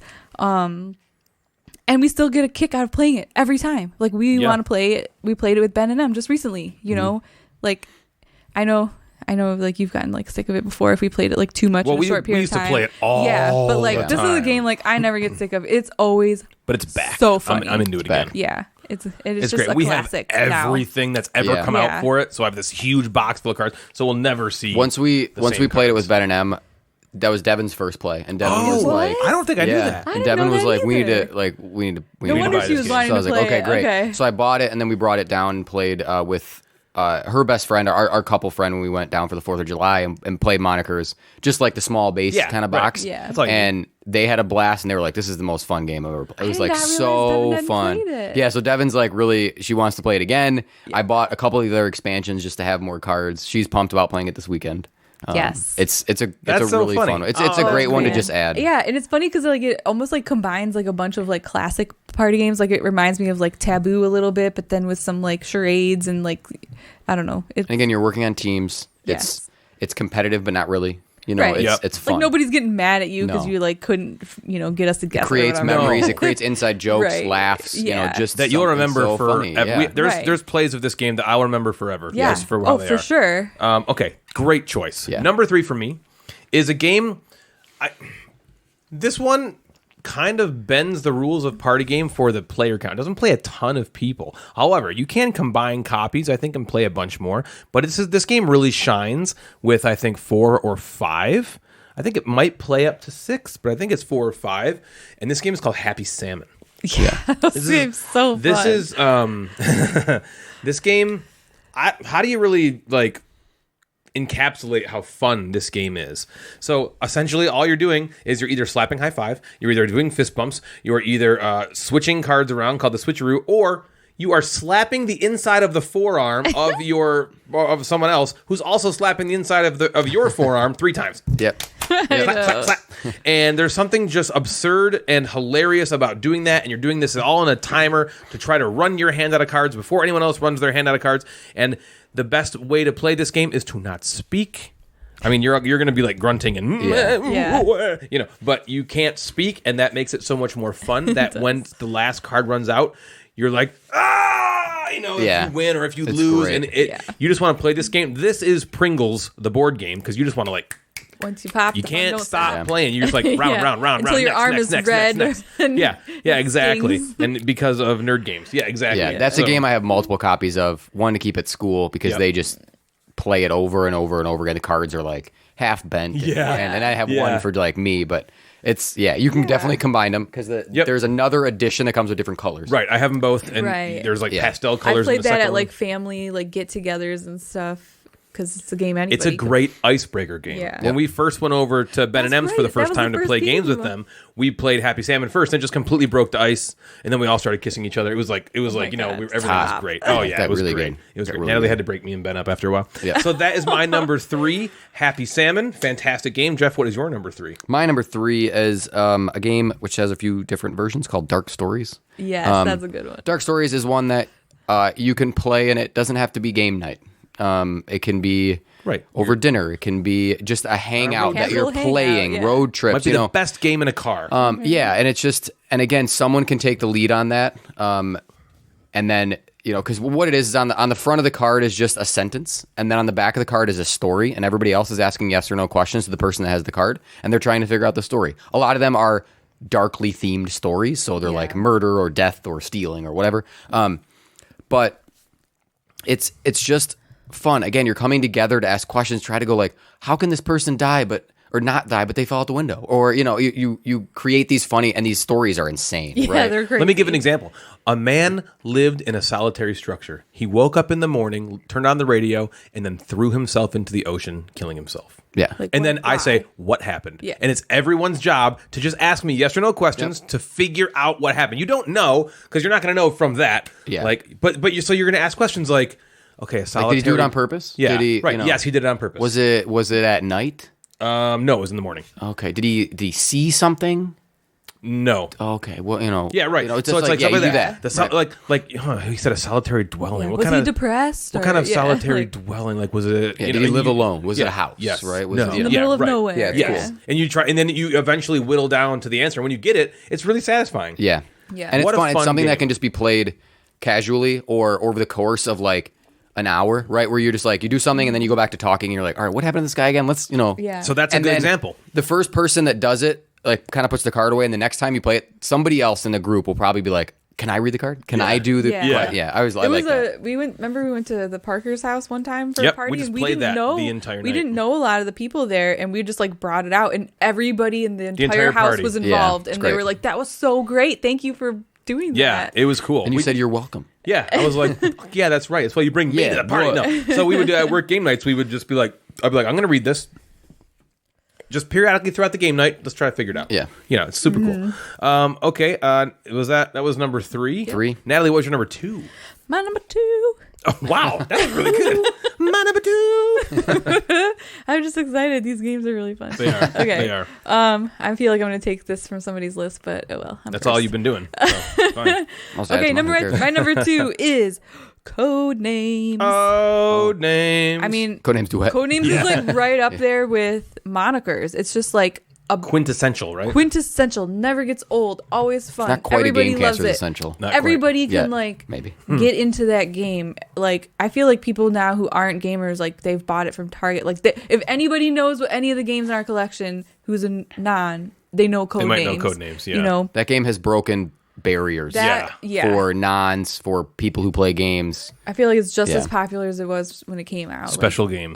Very special game. I'm going to take Very what Ryan fun. has to say, but that game can make you feel so smart and creative Yes. in a moment where, and it's really, really satisfying. Oh, You're like, so good. I just created 4 cards that connect together. Yeah. Yep. And then you might think you're a fucking genius, and the other person's like, I don't know what you're talking Right, about. because you think no. differently. And then when you or explain they're it, they're not like, connecting the oh, dots. or you explain it, and they're like, what are you? saying? It's I've had more of those moments where they're like, no, that doesn't. Yeah. I would never have thought that. Good choice. Or it's like the best that's a part great too one. is like when you're giving the clues and like I've played before with like my cousins and like I'm giving the clue and then there's two other people who are trying to guess it and like one of them's like spot on and the other one's just like no, you're totally wrong. And I'm like, oh, you can't say anything and I'm like, go with him.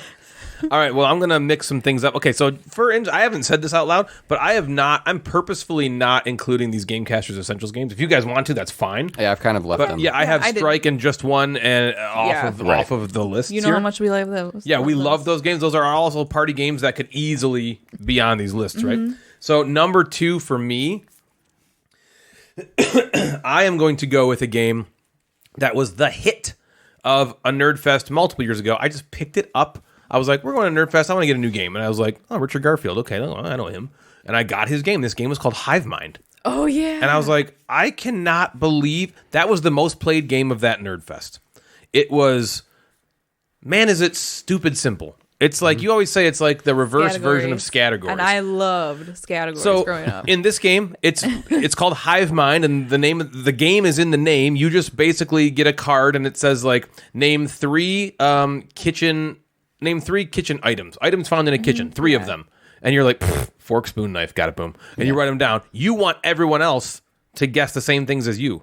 And a lot of the times you're like, these are the only 3 that could Right. possibly Yeah. exist. So someone else is And like, then stove, just like dishwasher, fridge. just like Yeah. toaster. How did you not write down microwave, refrigerator? Refrigerator. Yeah. It's like, Yeah. oh my god, what an idiot! How dumb am I? And it is so much fun because this is one of those games, and a lot of party games have this, where the game part doesn't really matter so much. It's just fun as fuck playing it. Yeah. Right? Like, the one person who got the least points goes down towards the hive, and if they get out of the hive, they lose. Everyone else it's wins. the means. Who right? cares? It's Yeah. the play. It's Right. fun. This game is like just so much fun to go through and play, to think of these things, and we played it over and over and over and over and over Yeah. and over again, and it's really, really It's a good pickup. I bought it for my students. They love it. I played a lot. yeah. Right, fantastic game. That's my number 2, Hive Mind. It's a Jeff, what's your really number good 2? one. I can't believe I didn't write that down. My number 2 is a yelling, screaming game with a bell called Pit. Pit. Oh yes, That's a I was great game hoping for 2, somebody right? would It's an say old that. ass game, man. That's Pit's really one of the good. oldest. Pit's Yes, an old that's an one. old one. That's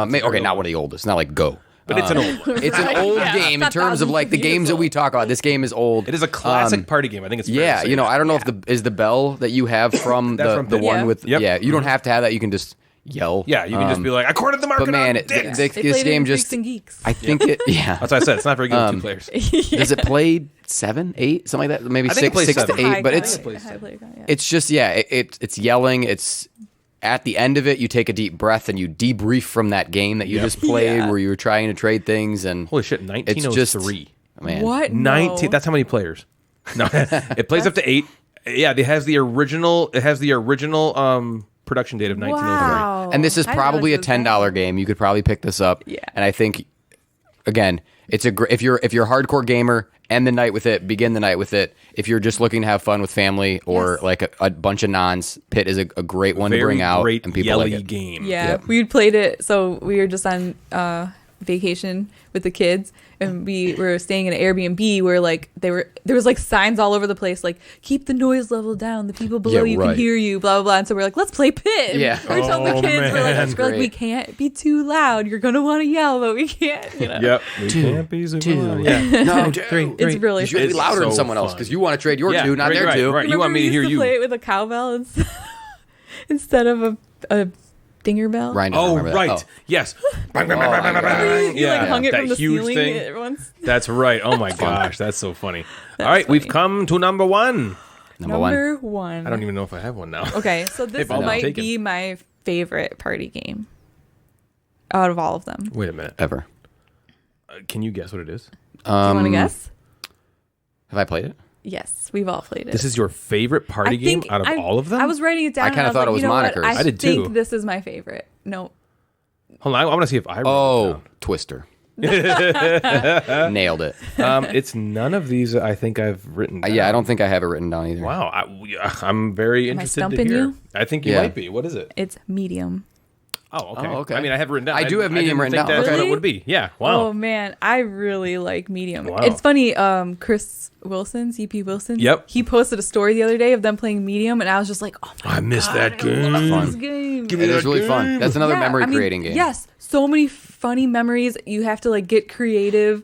It's got like a mix of a bunch of like other kind of things we talked about. Like it's really funny. Has a lot of memories. You got to like get creative, like coming up with something that connects two words together, but is also the same thing that someone else is thinking. I like the fact that you have like kind of like two teams, the players on either side of you, so you kind of have like two chances to win, I guess. Yeah. You know, or to be in the game. It's got that castle or between two cities kind of aspect of Yeah. it for scoring, Yeah, it's just which is interesting. I It is really really fun. like Wow, that I did game. not know Good that one. was your favorite party Yeah, game. I mean, I'm not saying by like a Well, large you don't margin. have to I'm defend not, it. It's good. saying It's that. fun. I think cannot it's believe awesome. it. Wow. Really. That's crazy. I wouldn't have guessed that. Yes. Awesome. medium, That's get a it. great choice. And then Yeah. Mr. Measles wanted us to make this list, and he knows how fun that game is. Mr. Measles, if Mr. Measles ever gets mean, it's in that game. Oh my so it's like God. my turn or whatever, and I'm with somebody else, and he's like, there's only one choice. Yeah. And I say a word, and he's like, no, that wasn't it. Oh, no. no. He can solve chemistry Idiot. problems really fast. Yeah, he can. All right.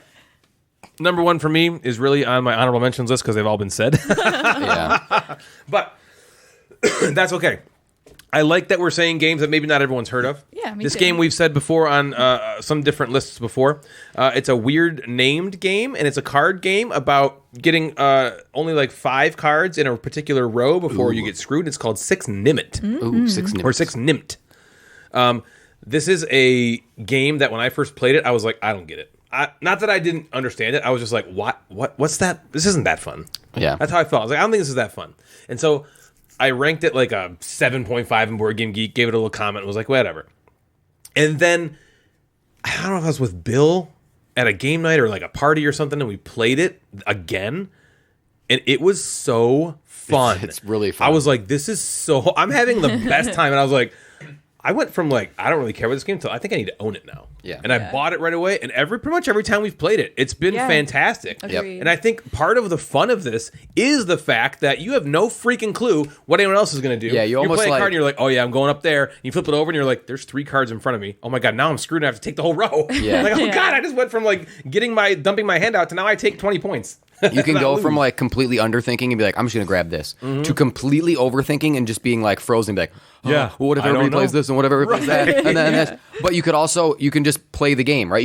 You could literally just pick a card and do kind of just as well. But like the planning of that game is so fun. It is so fun. To be like, I'm only 1 off. Yeah, I got this. No one has a Nope, 6. nobody. Ryan, you got a fucking Right. 6? Are you kidding me? Now it's that those moments are Yep. so great where sometimes and then it sometimes snowballs. And I don't really care. You don't really care when you No. lose that game. Yes. But sometimes it snowballs. You're like, I took that row, and then I take the next one, now and then I got 50 points. I just got and then 80 points and I lose and the game's over. Yeah. Yeah, it's funny. It's a funny game, and one that I really enjoy a lot more than I did earlier on, Mm-hmm. which is interesting. So that's my number 1, Six Nimmt. Jeff, what about you, man? My number Come 1 to the is final. probably a game that takes the right group. It's probably more of a game where you want to know everyone in there and maybe feel comfortable with everybody in there. This is called The Resistance, or Avalon, The Resistance, whatever.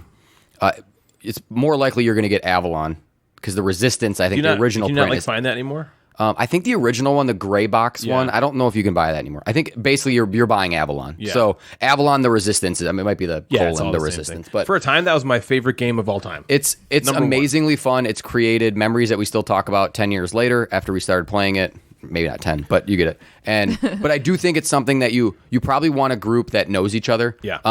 It's not great to just bring to like a bunch of non's house But when you get 'Cause not everyone will like this game. Yeah, because when you social get the right deduction. group and you like have these conversations of who is lying to you and you're trying to deceit and you're like sweating internally and you're trying to be cool on the outside or talk somebody into something, that can create so much fun and so much anxiety, but in that good way of like, oh, okay, we got to play again. Yep. I can't believe Ryan just talked Dave into that bullshit. That was the greatest play of I can't anything believe he did ever. it. That was so great. And then he's like, we got to rack it again. Let's play it again. And go again. And then you have these things like, Ryan's always the bad guy. Why would we ever, and you get these like, Yeah. And then when you play with the same group, you maybe start to get each other's tells. So it's a cool game. Again, probably not one you just bring to every event, but it's definitely one of my top. Yeah, I feel like if games. people like it, it's the best. I've played a ton of social deduction games. I always come back to this one. Yeah.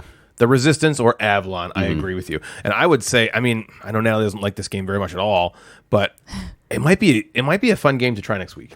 I'm in. I'd give it We have another 7 chance. people. It's been years. Seven's Yeah, like and a it perfect doesn't number. take that long. So if Yeah. you hate it, we just scrap it. 7's Yeah. like a great number for So it too. wait, do you guys want to talk about honorable mentions Yes. real quick? All right, before you say some, I'm going to get mine out. Okay, go So ahead. honorable mentions for me, I have Anomia. Yes.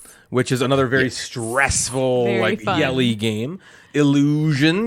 Oh, yeah, I Tricks forgot my about that. illusions. That's a really a good. It's kind of more of like a filler party game. Yeah. You know what I mean? Like we've played Illusion a ton of times when it's like we're waiting for Kevin to get here.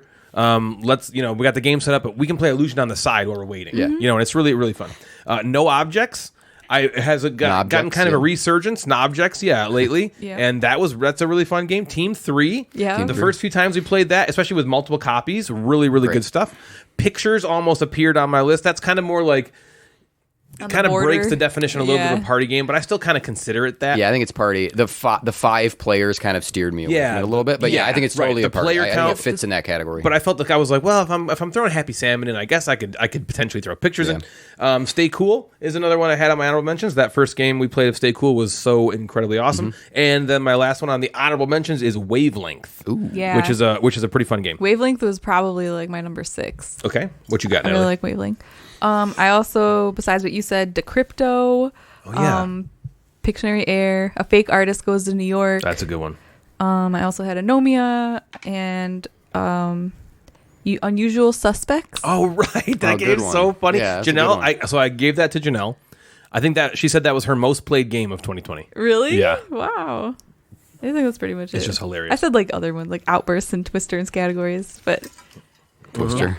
Who's a Twister? Jeff, what about you? Any honorable mentions? A couple. I had the Chameleon, which my students really like.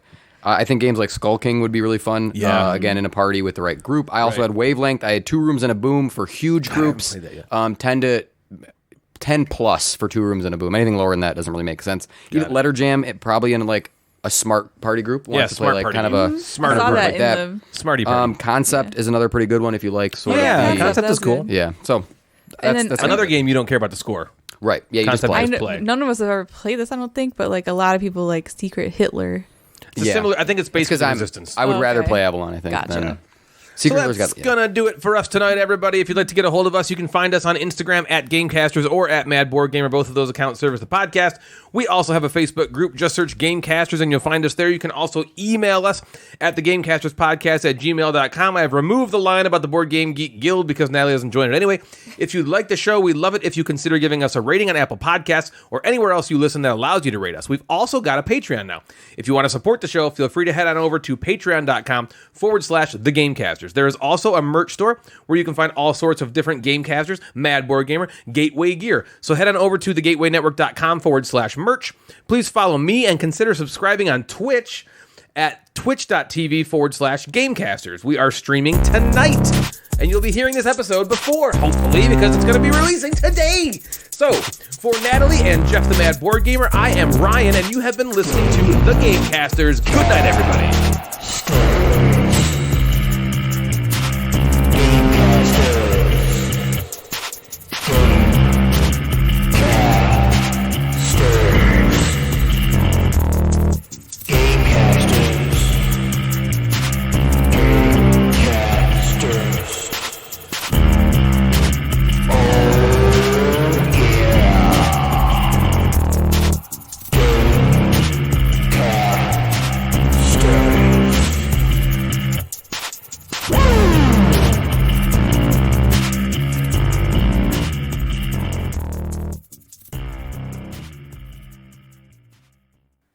Hey, that's me. What the fuck?